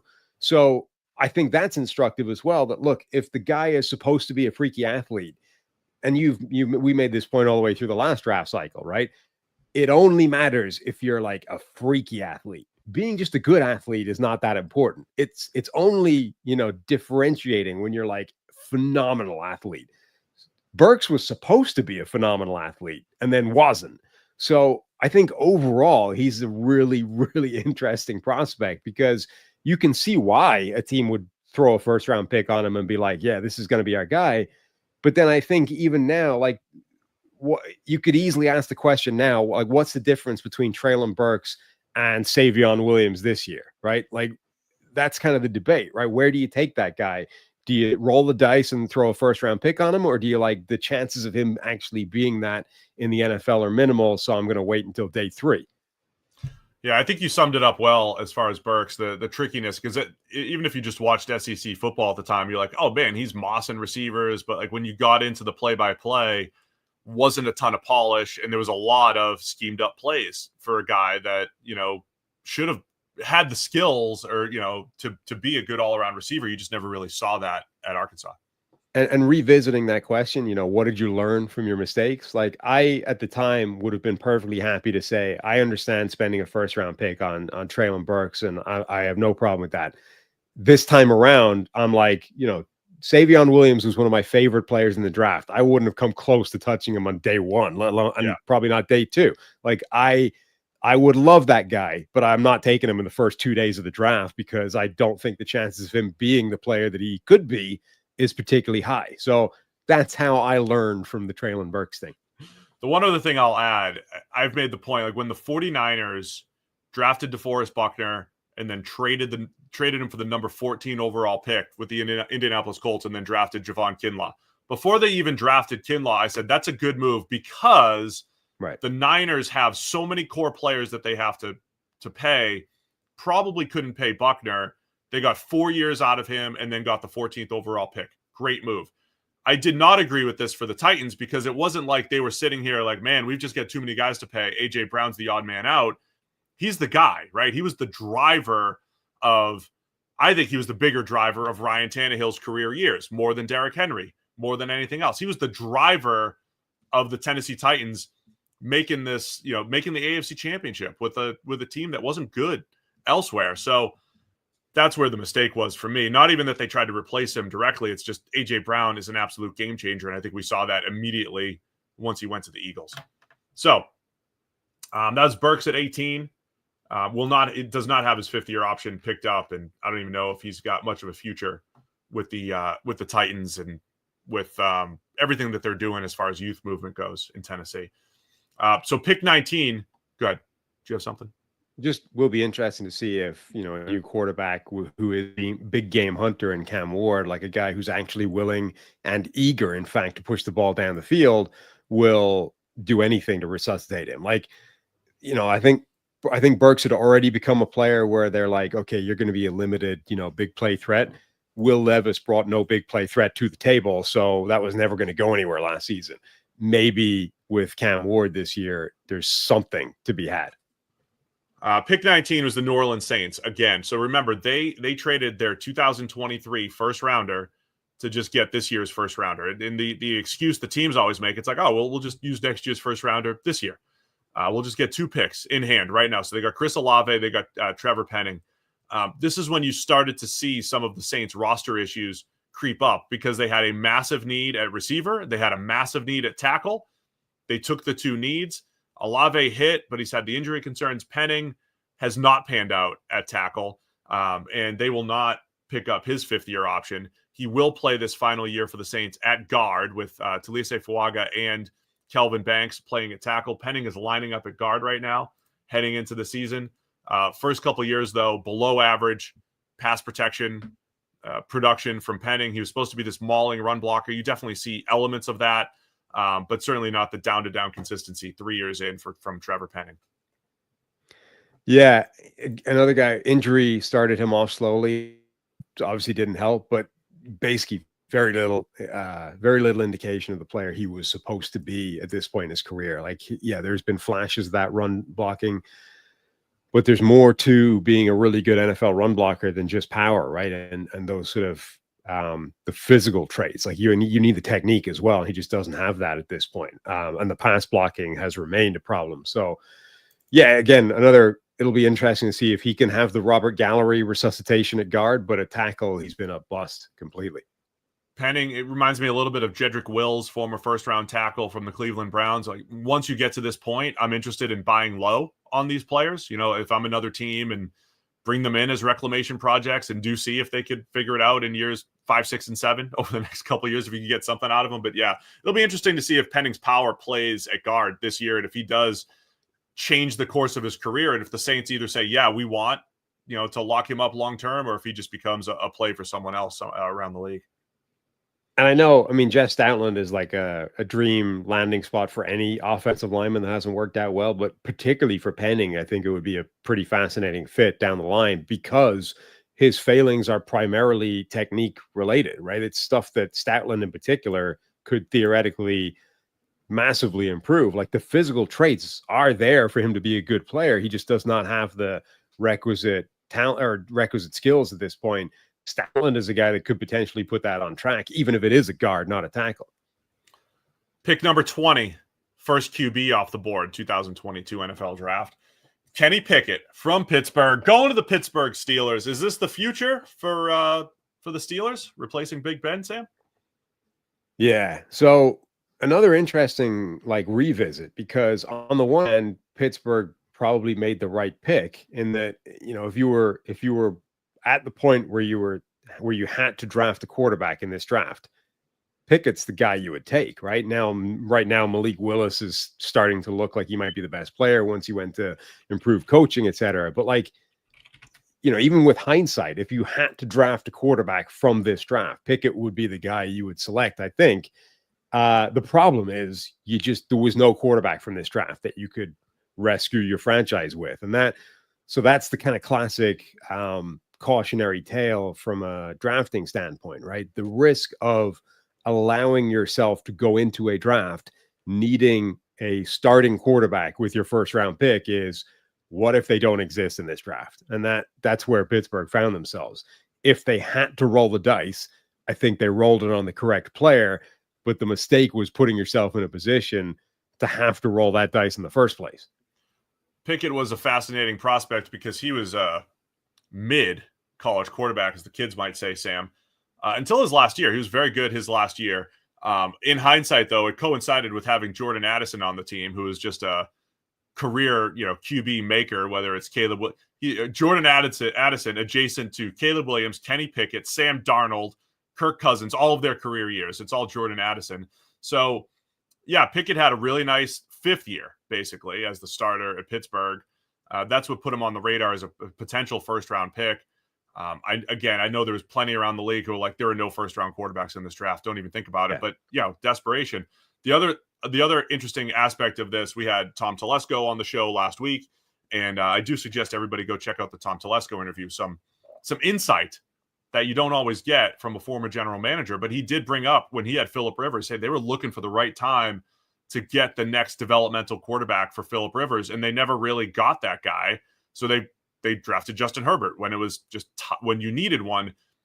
I always said when Big Ben was there for Pittsburgh, you should be trying to draft the next guy. And I don't know how much time and effort they put into that, but they didn't until they needed someone, right? And that's why it's always better to draft someone when you don't need them, and keep doing that until you find somebody, instead of, okay, now we need a quarterback. Oh, shoot, the draft class is the 2022 class where Kenny Pickett is the best available here. So Kenny Pickett right now does not have his fifth-year option picked up. He's with the Browns, but he's a Super Bowl champion with the Eagles. The Eagles have had almost every 2022 first-rounder through their building at some point, is what we've learned here today. And the thing about that decision, though, as well, is like that, now I think you can, Lucrative in the chat is saying, look, you could go get yourself a Sam Darnold or a Geno Smith. mean, you got to factor in the timeline. Like now we've got all those data points. This certainly predated the Sam Darnold thing. Like the conventional wisdom at that point would have been, you need the new guy, you go get a rookie, right? You're not going to find the next starter as a veteran. And it predated, Geno Smith's breakout season as well. So like those data points of you can just go get the reclamation veteran who's going to have a career year. They didn't exist at that point. I mean, the reclamation veteran, like Carson Wentz, Jimmy Garoppolo, those guys didn't work out the same way Darnold or Geno Smith. That's what I'm saying. So now there's plenty of those guys that don't work out, not just the couple that we keep highlighting over the last couple of years. But like now we're in this part of the cycle where you're going to be focusing on Geno Smith, Sam Darnold, and being like, well, you're going to be more inclined to roll the dice on these veteran reclamation starters. Like, teams are, right? Justin Fields, Russell Wilson, or whatever. Teams are more inclined now to give those guys a shot because we've just got recent evidence of two of them not just working out but being really good. When the Steelers were in the position of making this decision, it predated both of those guys. So the most recent evidence the Steelers were looking at was veteran reclamation projects being train wrecks, and actually the draft is the way you go get your quarterback.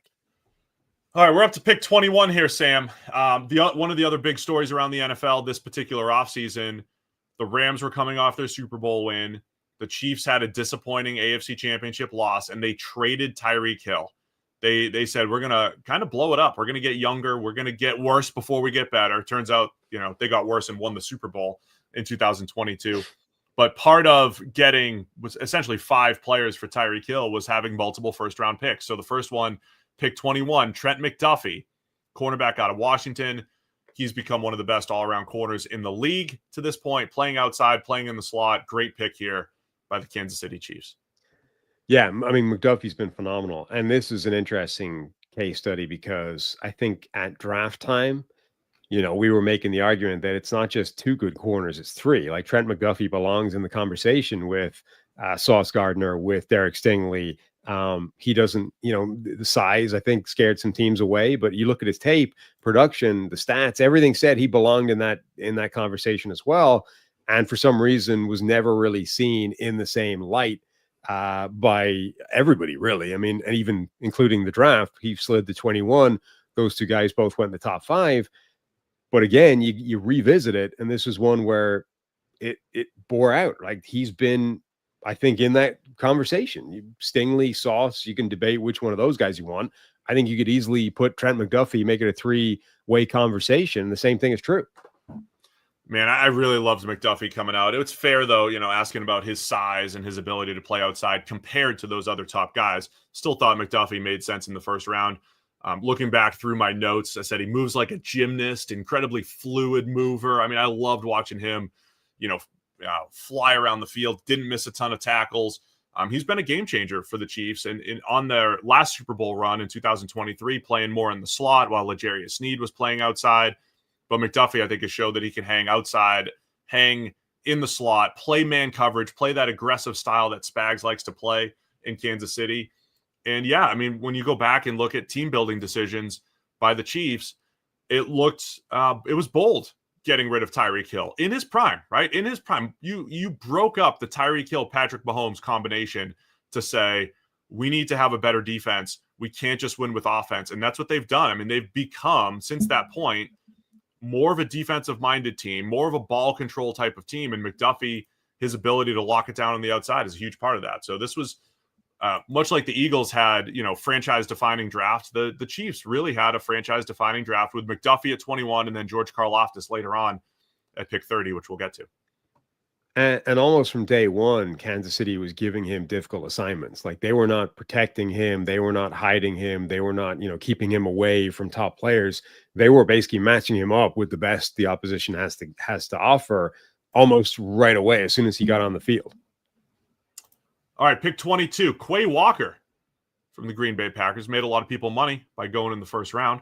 Packers have declined the 5th-year option on Quay Walker. When some of our friends seemed to have some inside info that Quay Walker was going to go in the first round, I was surprised. I did not expect him to be a first rounder, or that he should have been. And he has not played like a first round linebacker through 3 years here for the Packers. Yeah. So two ways of looking at this, or two sort of points to bring up. On the one hand, you can look at it and say he was an athlete that had not been a good football player, and so taking him in the first round was both a reach and probably a mistake. And I think that's all still true, right? All of that is exactly what he is right now, which is he's still a better athlete than he is a football player, and drafting him in the first round was a mistake. The question would then become, well, if you needed a linebacker or were looking for a linebacker, like who was the alternative? And Devin Lloyd would have been the obvious one at draft time. Devin Lloyd is probably still the most obvious one, but even Devin Lloyd has been inconsistent and certainly not been the player that maybe he flashed or threatened to be right at the beginning of his career.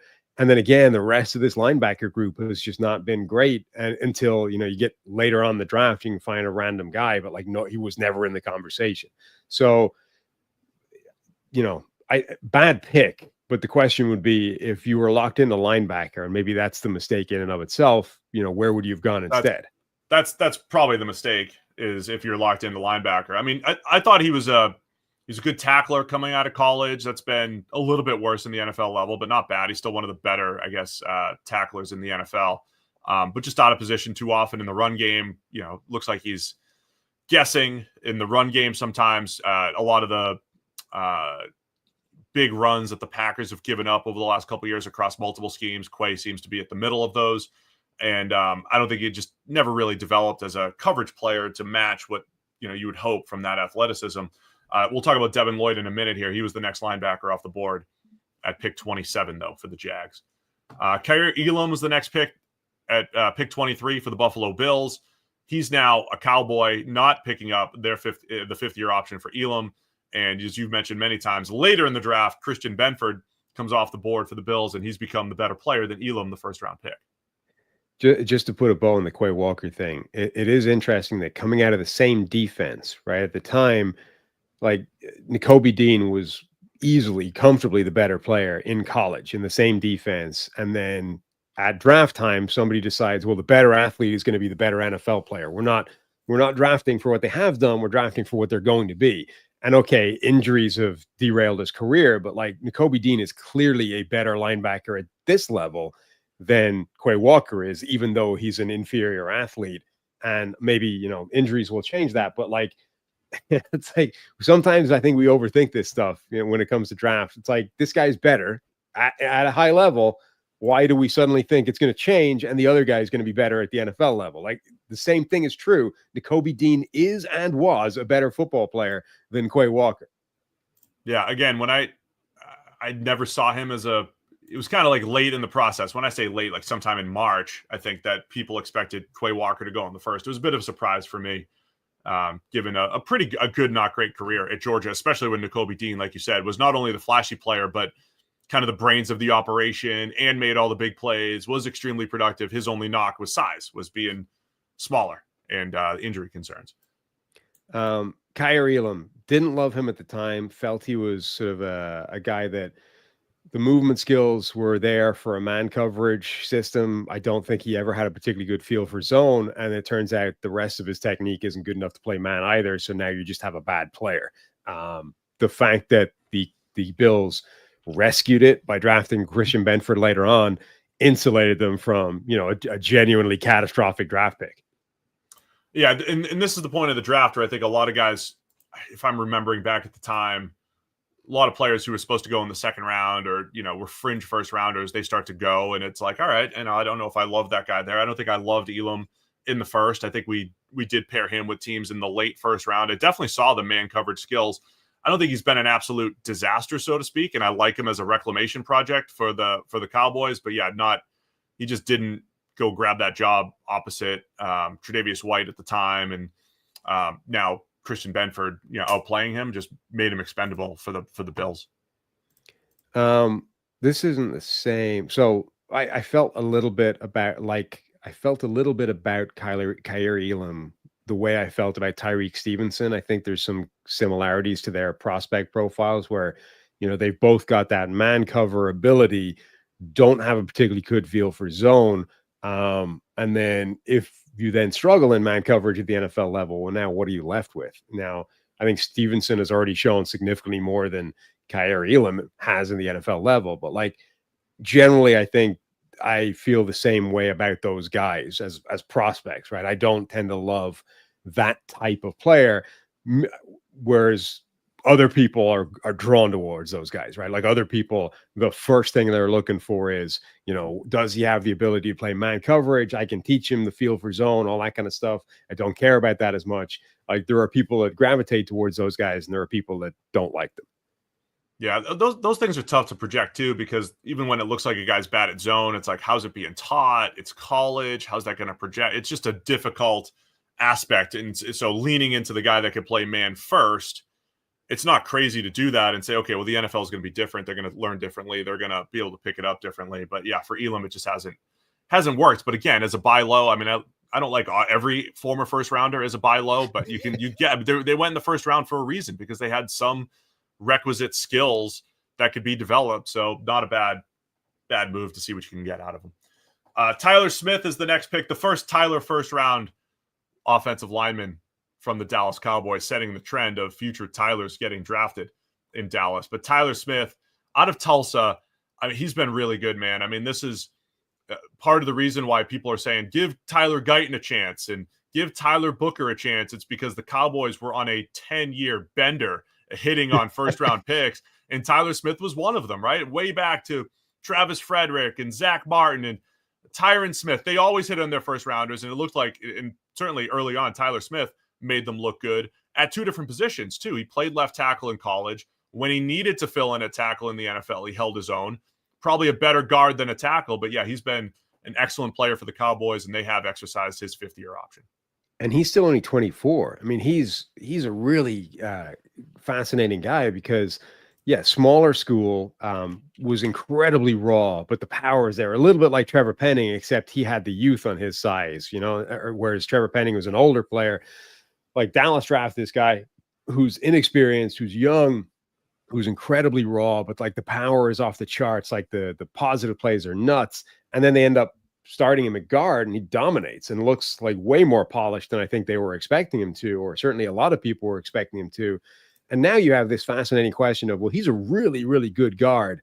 What would it look like at left tackle? Like, what if you made him a full-time left tackle? Would he be as good? And if so, should you not be doing that because it's worth more? It's the more valuable thing. So overall, definitely a good draft pick. And the question with him is only, should you have stuck with what I think was the original plan, which is we start him at guard just to get him on the field, but he's probably, Tyron Smith's long-term successor at left tackle. Like, should you stick to that? Yeah, it would be interesting to see, because I think he could handle left tackle, even if he is better at guard. Incredibly consistent PFF grades of 76, 76, and 76.4. So he is getting better in year 3. But yeah, doing that at left tackle for a little bit, mostly at guard, he's looked very good for the Cowboys. And like I said, they're picking up his fifth-year option. Next pick was number 25, the second first-rounder for the Baltimore Ravens, Tyler Linderbaum, center. And again, we talk about the Ravens, some interesting angles here, right? Smart team. They always make the right picks. This year, they just drafted Malachi Starks, but they went with center and safety, the non-value positions here in the first round, but arguably the clear top at their positions, right? As far as Kyle Hamilton at safety and Linderbaum, I thought the clear top center. There were questions about him being a scheme fit, power run game of Baltimore. Tyler Linderbaum is like the classic, slightly undersized or like smaller zone blocking center, but I called him the playmaking center at the time, Sam. They're going to use him. They're going to get him out in space. And I think they have done that a little bit during Linderbaum's career. He's been fantastic for the Ravens.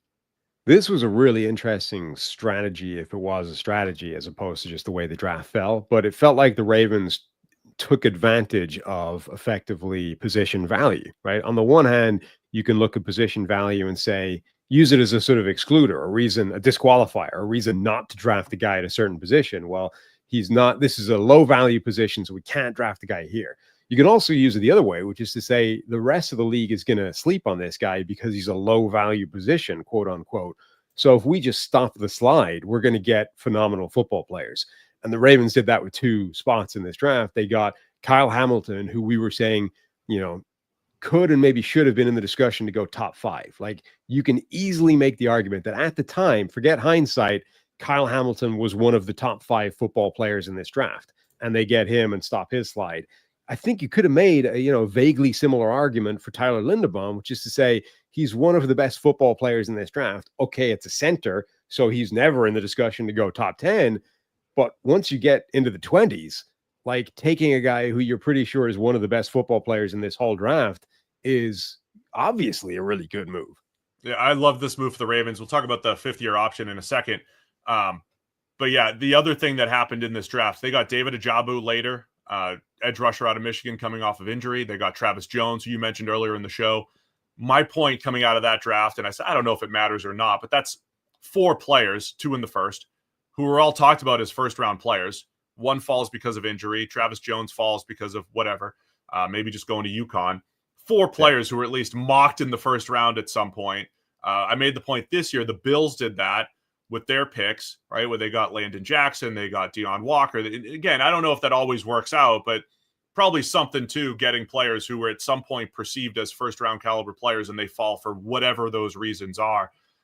The reason why Tyler Linderbaum did not have his 5th-year option picked up is because those options are linked into interior offensive line positions. They're inflated by guard contracts. I think the Ravens are going to try to rework him probably as one of the highest paid centers in the NFL, but not going with the 5th-year option just because that's inflated by guard salaries.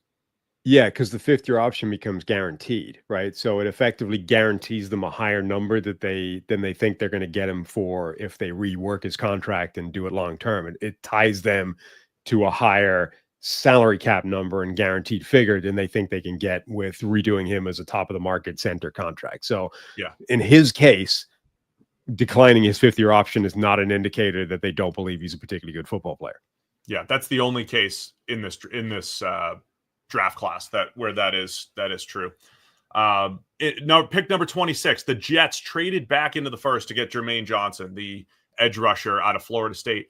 So yeah, Jermaine Johnson, remember they were talking about getting him in the top 10. I'm like, man, that feels rich in the top 10, but coming back to get him in the 20s, much better move. A guy who had pretty much 1 year of good college production. It was good, not great. Sets a hard edge, really good run defender. I think we've seen some of that at the NFL level. Had a great Senior Bowl that particular year. And then at the NFL level, kind of a slow start, started to figure it out in 2023, but then injured again last year. But they will pick up, or they have picked up, Jermaine Johnson's 5th-year option. He looked like he was on his way to becoming a pretty good player. Yeah, from a process standpoint, I think this was really good. I think we loved, the way they went about it. They were getting really good draft grades from everybody, but the people that didn't like it were just complaining, well, you have 3 first-round picks, it's obviously going to look good. But that's not necessarily the case. Like, you could hate the players. They could have reached all 3 picks. The Raiders, it's a terrible draft. The Raiders had 3 first-rounders, and they got Josh Jacobs, Jonathan Abram, and Cleveland Ferrell. Was that the right? Not in that order, but Ferrell, and then in the 20s, Josh Jacobs and Jonathan Abram. Yeah. We hated all those picks. Right. So it's definitely possible to screw up your draft, even at the time, on paper.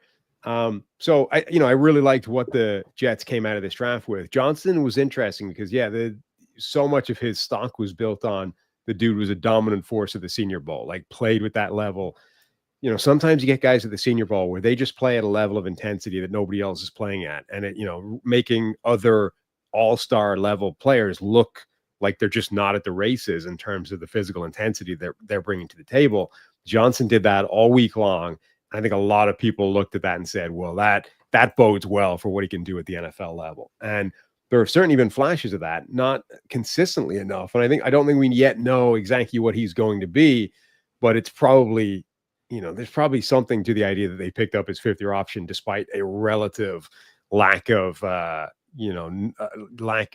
evidence of what he's going to be. All right, pick 27. It was the Jacksonville Jaguars traded back into the first round to get Devin Lloyd. Now, he was the guy that was, I believe, the consensus top linebacker, which was part of the reason why when Quay Walker went higher, that was a bit of a surprise. But Lloyd, he had some pass rush chops at Utah, would line up, on the edge a little bit. This was right after Micah Parsons showed that, so I think there was a little bit of that buzz. But Lloyd looked like a long corner who could play well in zone. He's had some ups and downs, but I think overall been pretty good. But the Jags have declined his 5th-year option. Yeah, didn't he? So he had some ups and downs, but he also like started his career with like a 4-game stretch that was like all pro level. He was like the best graded linebacker in the league through 4 weeks, and then completely fell off a cliff.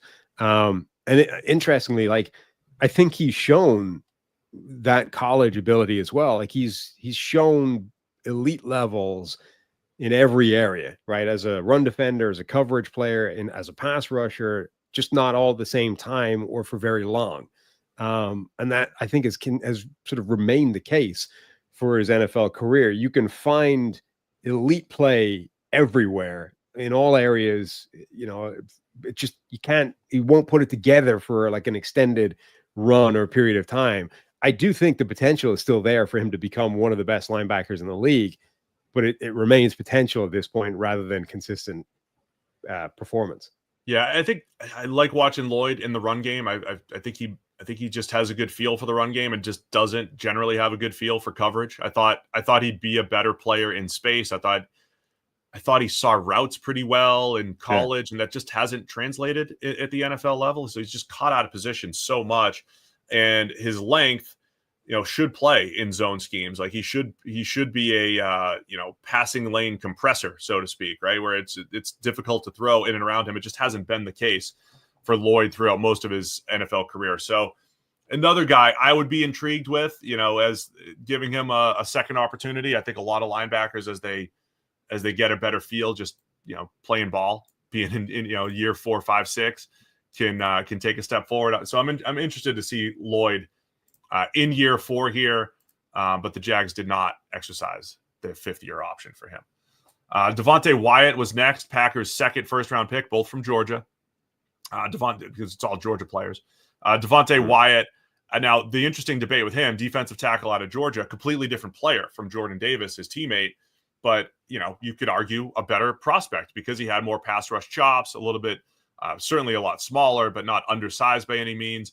I think Wyatt's career, I put him in the breakout player list for the Packers because I think his ability to get after the quarterback is pretty solid. Like he's good there. He's not as good, not holding the point. He's not great in the run game right now, but he can be disruptive. And I think he'd be a disruptive pass rush presence. And we've seen elements of that in his 3 years. I think overall still a little underwhelming from what I would have liked, because if he went top 15, I wouldn't have batted an eye. That's how good he was, I thought, as a prospect, as a up the field explosive type of player. No, he's definitely been underwhelming. Like I thought he was one of the safer players in this draft. He's the guy where, I thought he had a very high floor. Like instead of betting on the ceiling of Jordan Davis as this young physical freak show who could maybe become, this really good player down the line, I felt like Devonte Wyatt, who was more experienced, was older, but had such a high baseline. I thought he would be a very good player. And then the question was, well, does he have great in there at all? Right? Is he going to tap out at good? I mean, I don't think he's got the good yet. I think he's been okay, but relative to what I expected from him, I think it's been reasonably disappointing. It's taken him a while to get going. Like they barely played him in his rookie season, 250 snaps or something like that. Like barely saw the field for more than like double-digit snaps in any given game. And you're like, well, to what extent is a lack of production just to what extent is it a product of that, right? You're going to, at some point you need 15 opportunities to rush the passer to get a couple of pressures. And he was never given that. So I was sort of expected a jump in year 2 and he certainly saw more playing time, but he just hasn't become that consistent disruptive force that I thought he would be as both a pass rusher and a run defender. Yeah, I think things were moving in the right direction 23 into 24 before he got banged up after week 4. Then it just kind of leveled off a little bit. But yeah, I'm predicting a breakout for Devonte Wyatt in year 4. Bigger breakout for Wyatt here coming up. And the Packers have exercised his 5th-year option, so he'll be back for 2026 with the Packers. Then we get to pick 29, Sam. The biggest surprise of the draft is when the New England Patriots selected Cole Strange out of Chattanooga, creating not even just memes, but just videos of Les Snead and Sean McVay. Remember, so the Rams were coming off their Super Bowl. They were not picking until like 101 or 102. Yeah. They had a desperate need at guard. And so it just felt like they're just going to pick a guard at 101. You know, who's the best guard that they could pick? And it was like, oh no, they took one of our guys that we were going to pick at 101, and that went viral, and they apologized. But the whole league was surprised when Cole Strange had his name called in round 1. Yeah, the Rams ended up selecting Logan Bruss at pick 104, and they were laughing when Cole Strange went off the board because they thought they had a chance of getting Cole Strange at 104, and instead, late stage Bill Belichick, like off his mind, you know, just ends up drafted Cole Strange in the first round because why the hell not? I don't think they should have apologized for that. Like they weren't laughing, what a terrible pick. They were well, I mean, they kind of were. The inference was what a terrible pick, but they were laughing that like they thought they were going to get this guy effectively 2.5 rounds later. It was one of our targets. Yeah. Right. And that was funny. Like they should have, I mean, the implication of that is fair, right? The implication of that is you probably were crazy to draft this guy in the first round, and that's okay being out there. I don't need to apologize for that. I mean, this is why when we say, hey, Brad Holmes has been doing it great the last couple of years for the Lions, but it doesn't mean every pick he makes is going to be great. This is where if you were a Belichick defender, you'd be like, well, no one had Logan Mankins in the first round way back when he drafted him, and look what happened there. Bill did it again. It's like, fine. But Belichick had a lot of these picks over the years where, right. Look, he had Tom Brady, so the baseline of their team's success was always going to be extremely high, even when Bill screwed up. He picked a lot of people in the second round that weren't supposed to go until day 3 or late day 3. And you can get away with those when you have Tom Brady at quarterback. You can't when you don't. And so Cole Strange, I mean, he was okay as a rookie, better in pass protection than the run game, struggled in the run game, moving to guard, showed elements of that at times when he came back off of injury last year as well. But yeah, they're not picking up his 5th-year option. And he was a round 3 player. He's a 3rd round type of player that they took in the back end of the first. He was the consensus 79 player in that draft. So he, interestingly, was drafted was consensus board wise, 1 spot behind Carson Strong, the quarterback from Nevada.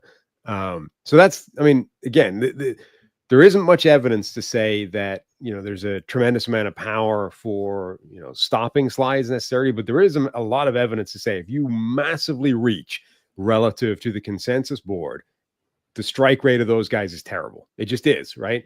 So whatever about Woody of last, I mean, even the consensus board says 104 was optimistic, but whatever about that part of it, drafting him in the first round appears to have been a reach to the tune of at least a round. And the strike rate on those guys is terrible. So it was a reach. It was a bad pick at the time. It hasn't looked much better as it's aged. And I think it's part of the whole Bill Belichick had lost his personnel mojo by the end of his tenure there. Tom Brady's GOAT status just getting elevated the more and more Bill Belichick lives life here over these last few years. I see the chat saying, oh, well, the Patriots said Cole Strange was going to come off the board and a couple more picks. Okay, like let's pretend that's true. Doesn't matter. Let someone else do it. So but like I'm interested in that aspect of things. Like you love the player so much, like you have to have Cole Strange so much that you have to take him there. You love him so much more than the next players that came off the board, Daxton Hill or Christian Watson or Jalen Petrie or Kyler Gordon or Boye Mafe or whoever. You know, I'm not saying these are all great players, but you have Cole Strange in such a high tier relative to all of these second round players who were coming off the board that you had to take him. That's the thing that doesn't always make sense. Again, like the long-term wealth of data simply says that when a guy is that far away from the consensus board ranking, let someone else take that chance. All it means if someone else is going to draft him is that there's 2 people that are way different on him than the consensus. The evidence would still say, let the other guy take that chance. I also think, by the way, we can criticize this without rewriting the whole Bill Belichick career, right? Like, I'm making a joke. I know, but other people won't.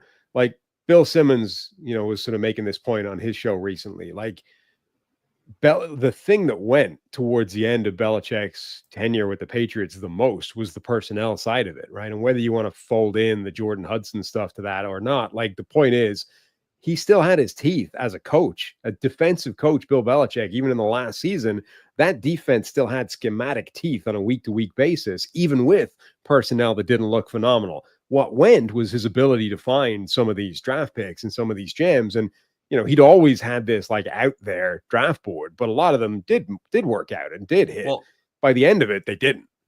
The point I made was you didn't realize, like, it was almost he couldn't learn from his mistakes from 10 or 15 years earlier just because you had the baseline of having Brady. Like, you had so much more leeway to make mistakes.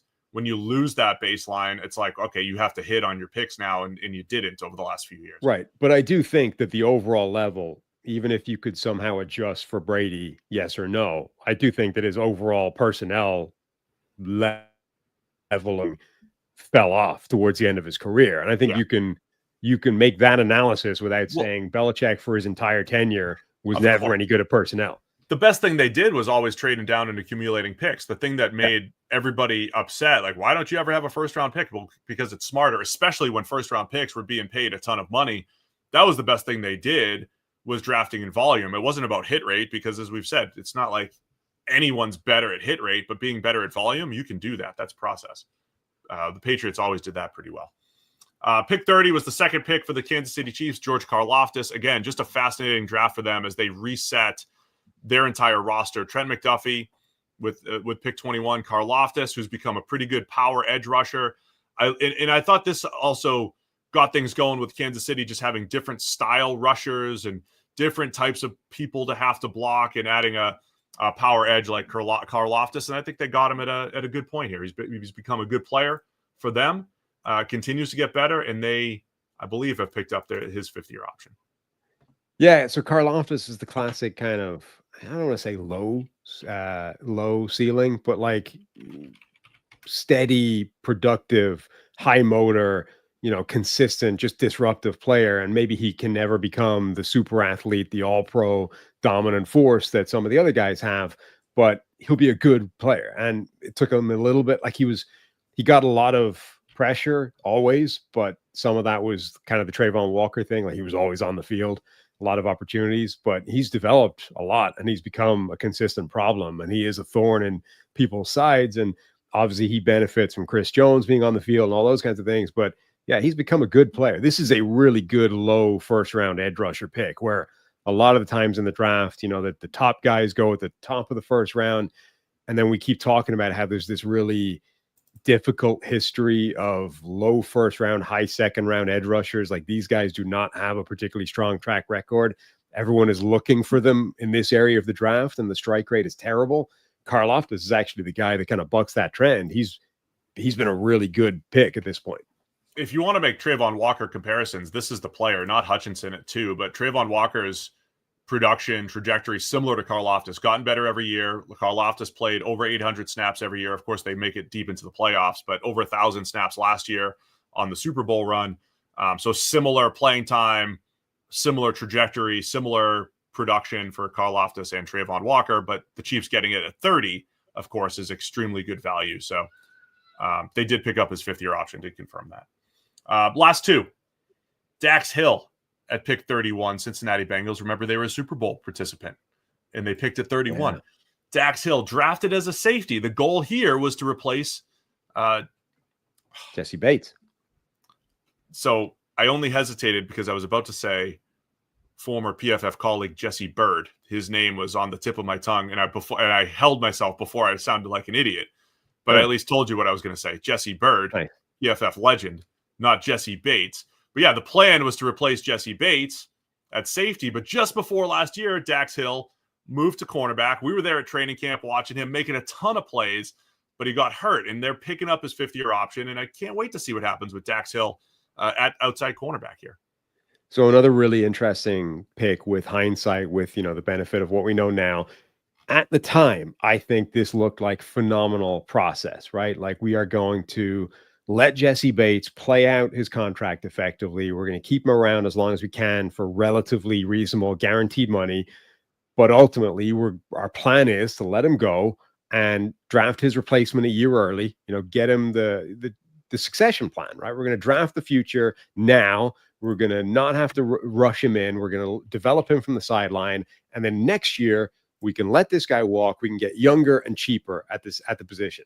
I think process-wise, that is sound logic, right? It's a smart thing to do. If it was the Eagles, we would be like, this is why Howie's the best GM in football. And then the problem is it doesn't always work. And when you actually need these guys to come in and play, and when the future becomes now, if they don't hit the ground running, well, suddenly all you did was delay the problem by a year. And now it's like an unforeseen issue because you thought you had it solved and you don't. And that was the case for at least the first couple of years of Dax Hill's career. And now they're sort of seeing actually maybe it just took him a while and he's going to be, he will become that player. Just it's not going to happen when we thought it was. And I don't know if that makes it a good pick or not at this point. Like, because part of the virtue of drafting him there was that you had the first year to develop him on the sideline, but the need was you then needed him to come in and be good immediately. Otherwise, you had a problem spot. If it takes him 3 years, 4 years, is it a good pick at that point? Like, because it failed what you needed it to do. No, I mean, if you're trying to say, did we get the right value? Because when you're talking about, did you get the right value out of a draft pick, you're talking about during the 4 or 5 year period. And so if a guy takes 3 years, yeah, you didn't get great production out of the first 2 years. For Dax, so though, like, go ahead. I think just in my head now, like the solution to that is what the Lions have done the last couple of years, right? Which is, okay, the plan is to draft this guy because the problem is, like, you just don't know until he plays, right? And and if you get it wrong, you're screwed. You're still screwed as if you had gone into the previous draft with the need to start him day one, which is bad, right? Like, in theory, the process, if you go into the draft with a need for this guy to play day one, that's already a mistake, right? And that's where teams get into trouble. Effectively, drafting a guy for the following year is no different. It's just that you have a year to work, like to develop him, to get him ready to play year one. But the problem is the same, which is you still need that guy to play at a certain given point. And if he doesn't, you're screwed. So maybe the solution to that is do what the Bengals did, but then the following offseason, find a veteran insurance policy the way the Lions have done with their draft picks, right? Like, go and find a guy who can play. You still want Dax Hill to play, but if it turns out he's not good, you can immediately throw in a veteran so that it doesn't derail everything. Attack everything in volume. I mean, look, there's a lot on paper to like there because every safety is certainly not value. There's a reason they're paid, and then you have a situation like this, which, you know, the big data doesn't care about. You know, the Bengals don't care about big data when in their particular situation. Here's what's happened with Jesse Bates.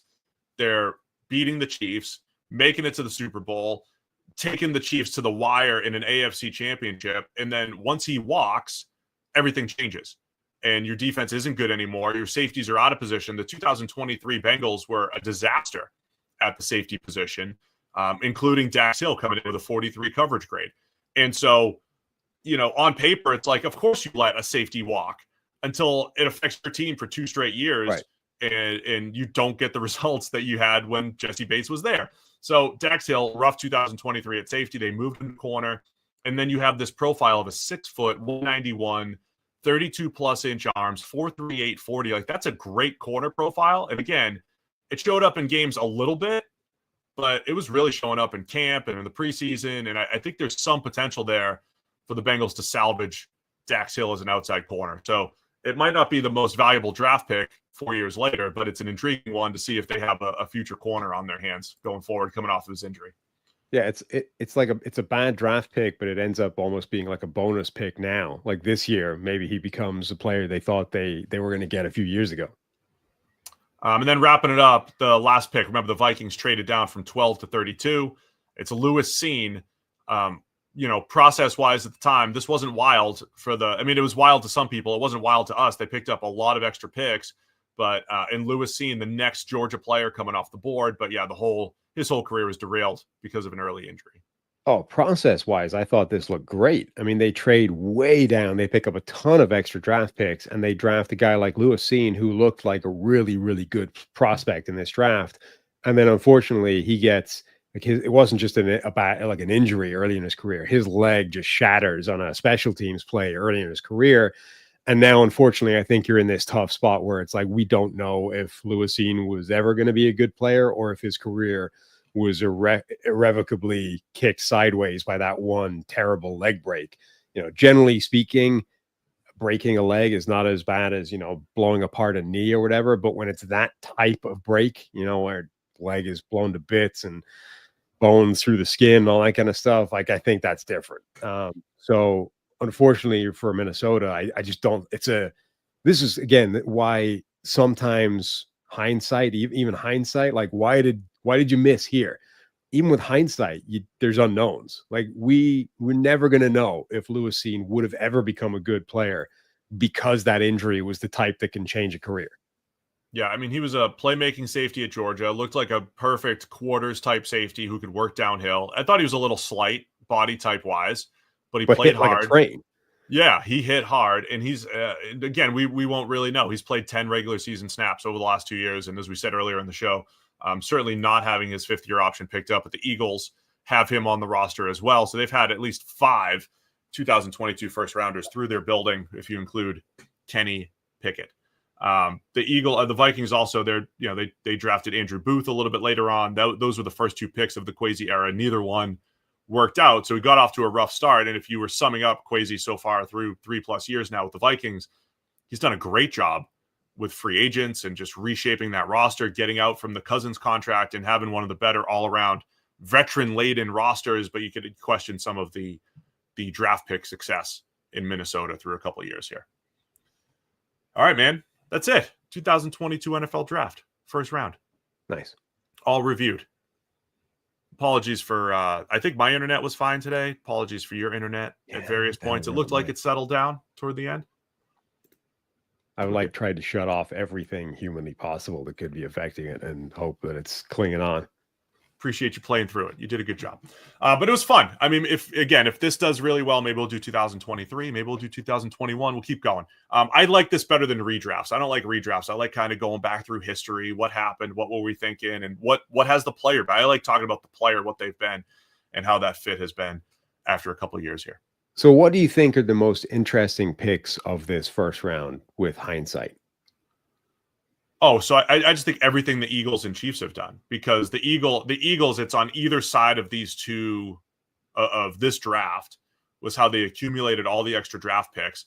The fact that over a couple year period, they got Devonte Smith, A.J. Brown, Jalen Carter. I mean, that's why they just won a Super Bowl, because of everything they just did between 2020 to 2023. And then the Chiefs, the fact that they opted out of Tyreek Hill. Like, I thought they were crazy. I thought that was a wild move. I would never make that move. And they opted out of having Patrick Mahomes and Tyreek Hill and went with this. We're gonna become a defensive team, but we have to build up our defense. We're gonna invest on that side. We're gonna go with 5 players over 1, which Steve would normally do. If you told me 5 players or 1, I would normally do that. But if the one player is an A.J. Brown or is a Tyreek Hill, is a game-changing receiver, I probably wouldn't do that, but the Chiefs did, and that set them up for long-term success here, this 2022 draft. Not just that, but certainly it took them until the 3rd pick that they spent before they tried to replace Tyreek Hill, if you like, with a receiver. Like and that one busted, right? So Sky Moore was the receiver that they drafted, and that's been an awful draft pick. But the point is, and this is why I said with the DK Metcalf thing, right? Don't make it the same pick that you get for Metcalf, because you just don't want to be comparing those guys like for like, because the chances are it's not going to be good. So make it later on. The Chiefs, you had McDuffie, you had Karlaftis. Those have been great draft picks. And then so you can come back later, and the guy that was supposed to offset some of what you lost with Tyreek Hill has been a total disaster. Nobody cares, right? Okay, that was a bad pick, but let's move on. If they had spent, the first round draft pick and gone, Treylon Burks or, one of the receivers at the top of this draft, that would look so much worse. Even if you then, came back and you still got Karlaftis and you still got, another corner, I don't know, in the 2nd or the 3rd round, it would look so much worse. Those two decisions should be independent of each other, right? The fact that, get all the draft picks and then draft the best players still. Stick to your draft strategy. You don't have to replace the player like for like. What do you think was most interesting in this draft? To me, the most interesting draft picks are ones that speak to some kind of process or interesting element, like interesting, unique element of a prospect, right? So I think the Treylon Burks pick is fascinating because of what Treylon Burks is and was as a prospect. Like and because of the extra layers of the A.J. Brown trade and all those kinds of things. Like they took a shot at this guy who was not a wide receiver, but was theoretically a spectacular athlete who had been the best football player on his college offense. And it turns out he might not have been a spectacular athlete, and he still isn't a good football player. So it hasn't worked out at all. Green Bay with Quay Walker, you have a similar kind of dilemma. They went athlete over football player, and it turns out the football player is still the better football player. I like the Ravens and the way they went, where they went the sort of the opposite end of that, right? They went, I don't care that this guy runs a 4.6. He's a phenomenal football player, maybe the best player in this draft, independent of position. We're going to take him, and they have one of the best players in this draft in Kyle Hamilton. They kind of did it later with Tyler Linderbaum, where they're like, I don't really care that he's a center.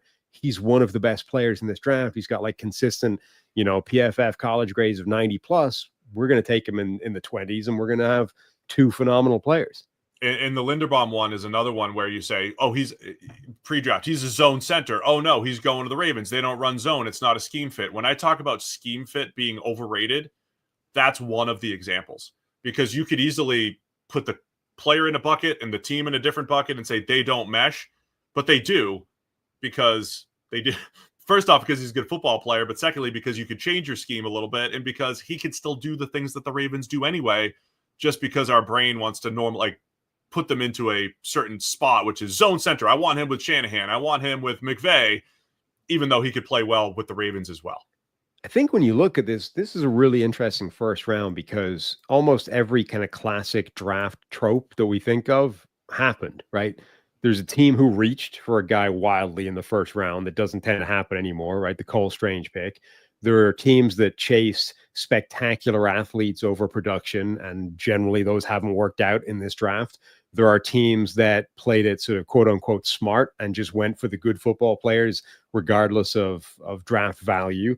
There are teams who traded way down and accumulated draft picks and went for their guy. That didn't work out in Lewis Cine. The Bengals, who played not for now but for the future. There are teams that drafted for need and needed a guy to come in right away. Like every type of draft pick is some way represented in this first round. The other story that you and I spent a ton of time on as football nerds was the Jordan Davis one, though, too, right? Because we thought the NFL, just to remind ourselves where we were, the NFL had just figured out Patrick Mahomes, right? Air quotes. Figured out Patrick Mahomes. They ran all this too high shell stuff. Brandon Staley's, coming in. The Vic Fangio scheme's going all around the NFL to make that work. Wow, there's a 340-pounder to play the run. Everybody should want Jordan Davis, or should they? And 3 years later, I still don't know the right answer. Yeah, the Eagles won the Super Bowl. Yeah, their run defense is better, but their pass defense is worse when he's on the field.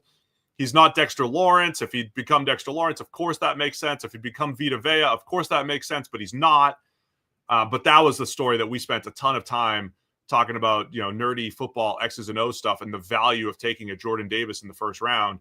And, I still don't know a clean answer on that, other than, I'd probably like him more in the 20s than in the teens at this point. Yeah. And then, of course, you have the two biggest stories in the entire draft were the number one overall pick, the Travon Walker, Aidan Hutchinson thing, and the quarterback situation where only Kenny Pickett went in the first round and nobody else went for another 2 rounds. Like, teams didn't just shy away from those quarterbacks. They said none of these guys have any shot whatsoever. And the only team that was willing to go, well, we're desperate enough to roll the dice anyway, was Pittsburgh. Yeah, it was a fun draft. It was a fun one to cover. It is wild that we've seen 3 years of football from these players. It feels like just yesterday you and I were in the little studio going pick by pick, reviewing everything. So let me ask you one more question before we finish this. Who was the guy that slipped out of the first round that you think should have gone at the time, or with hindsight would have put in there? Let's see. I mean, hindsight, the second round is not very good. No. I mean, Trey McBride has a case. George Pickens has a case. Trey McBride, even without hindsight, I think had an interesting argument. I don't understand why he was never talked about as a first round player, really. Like he was always seen as a day 2 type of guy. I never quite understood that given his college profile. It's not like he wasn't athletic. Like, sure, did he belong in the Kyle Pitts debate? No. But should he have been a first round conversation? Probably. The chat makes a good point. Hindsight, Brock Purdy. Ooh, yeah. Kirby Joseph. Kirby Joseph went pick 97. Brock Purdy was Mr. Irrelevant. Yeah. So, yeah, those guys definitely should have been a little bit higher. But I can't. I'm looking at the second round and who I thought Andrew Booth would be a first rounder, but he went at 42. Yeah. No one else in the second round. I was giving Jaquan Brisker, the Bears safety, to a lot of teams in the late first round. But there were definitely people that had George Pickens in that top tier of receivers, with those top guys. The other player, by the way, as I've been grinding offensive tackle tape, Luke Gedeke, while we're talking here, goes pick 57 overall to the Tampa Bay Bucks. He's short-armed. He's got 32.25-inch arms. He played guard his first year, Tom Brady's last year. He was awful at guard. They moved him to tackle in 2023 and 24. He's been fantastic. Just watching him operate with his short arms, he does not lose cleanly very often, even against length.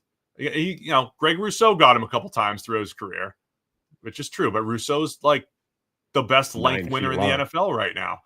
But Luke, if you're a Patriots fan hoping for, what could work with Will Campbell, go watch Luke Gedeke. And he's a right tackle. It doesn't matter, though. It's the same process, right? Winning at right tackle, winning at left tackle, same level of difficulty. Gedeke's been very good. So if we're talking hindsight, we're talking that dude's going to get paid as a right tackle, I think, over the next couple of years, and he went in the second round. So should he have been in the first round? Yeah, in hindsight, probably should have been. And probably should have moved to guard as a rookie. Yeah, he's the classic example of what Tom Telesco was talking about the other day, which is he's the guy that doesn't get given the opportunity to play tackle because of his arm length, right?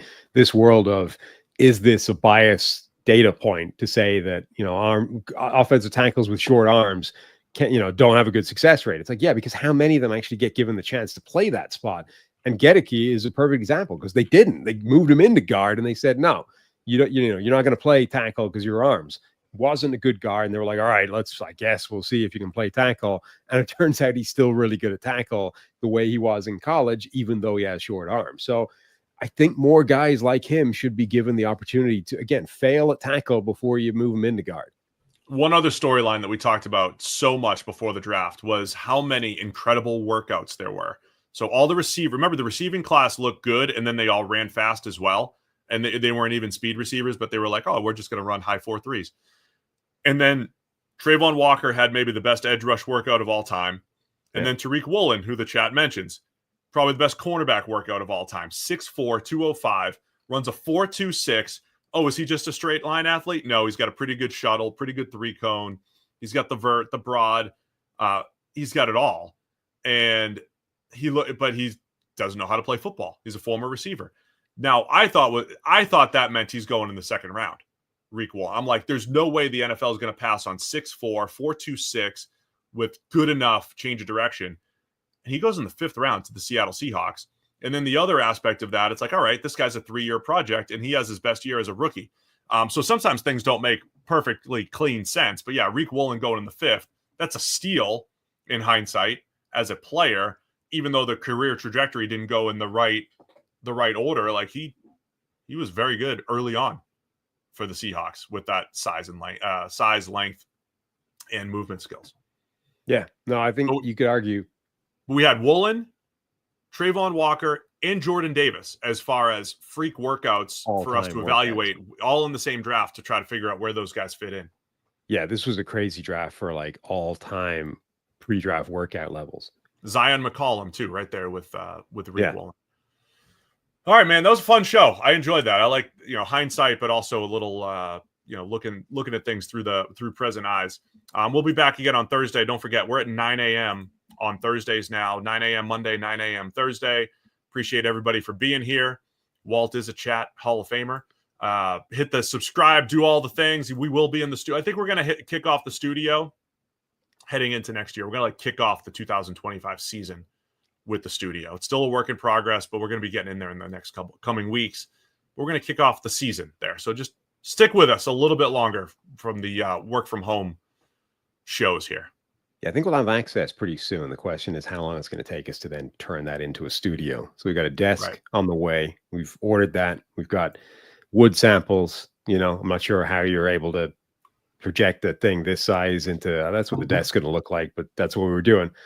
So we got a desk on the way. We've been researching chairs that will withstand your size, weight. I'm just saying you've ruined a lot of chairs in the last few years. We're not going to make that mistake here. We're going to get chairs that can withstand the punishment that you're going to subject them to, and the weight that I'm going to add. So it can't just be 3 bills. It's like three bills plus. Plus, what if we get a guest who's even heavier than you? What if we get a Marius Mims to come in and sit down with us? We're going to need a chair that has that kind of buffer room. Yeah, very true. Very true. So we're working on all that, and I think we'll have just a more official kickoff into the season from the studio. Sound good? Yep. All right. Appreciate everybody for tuning in. We'll see you again on Thursday with more Check the Mic.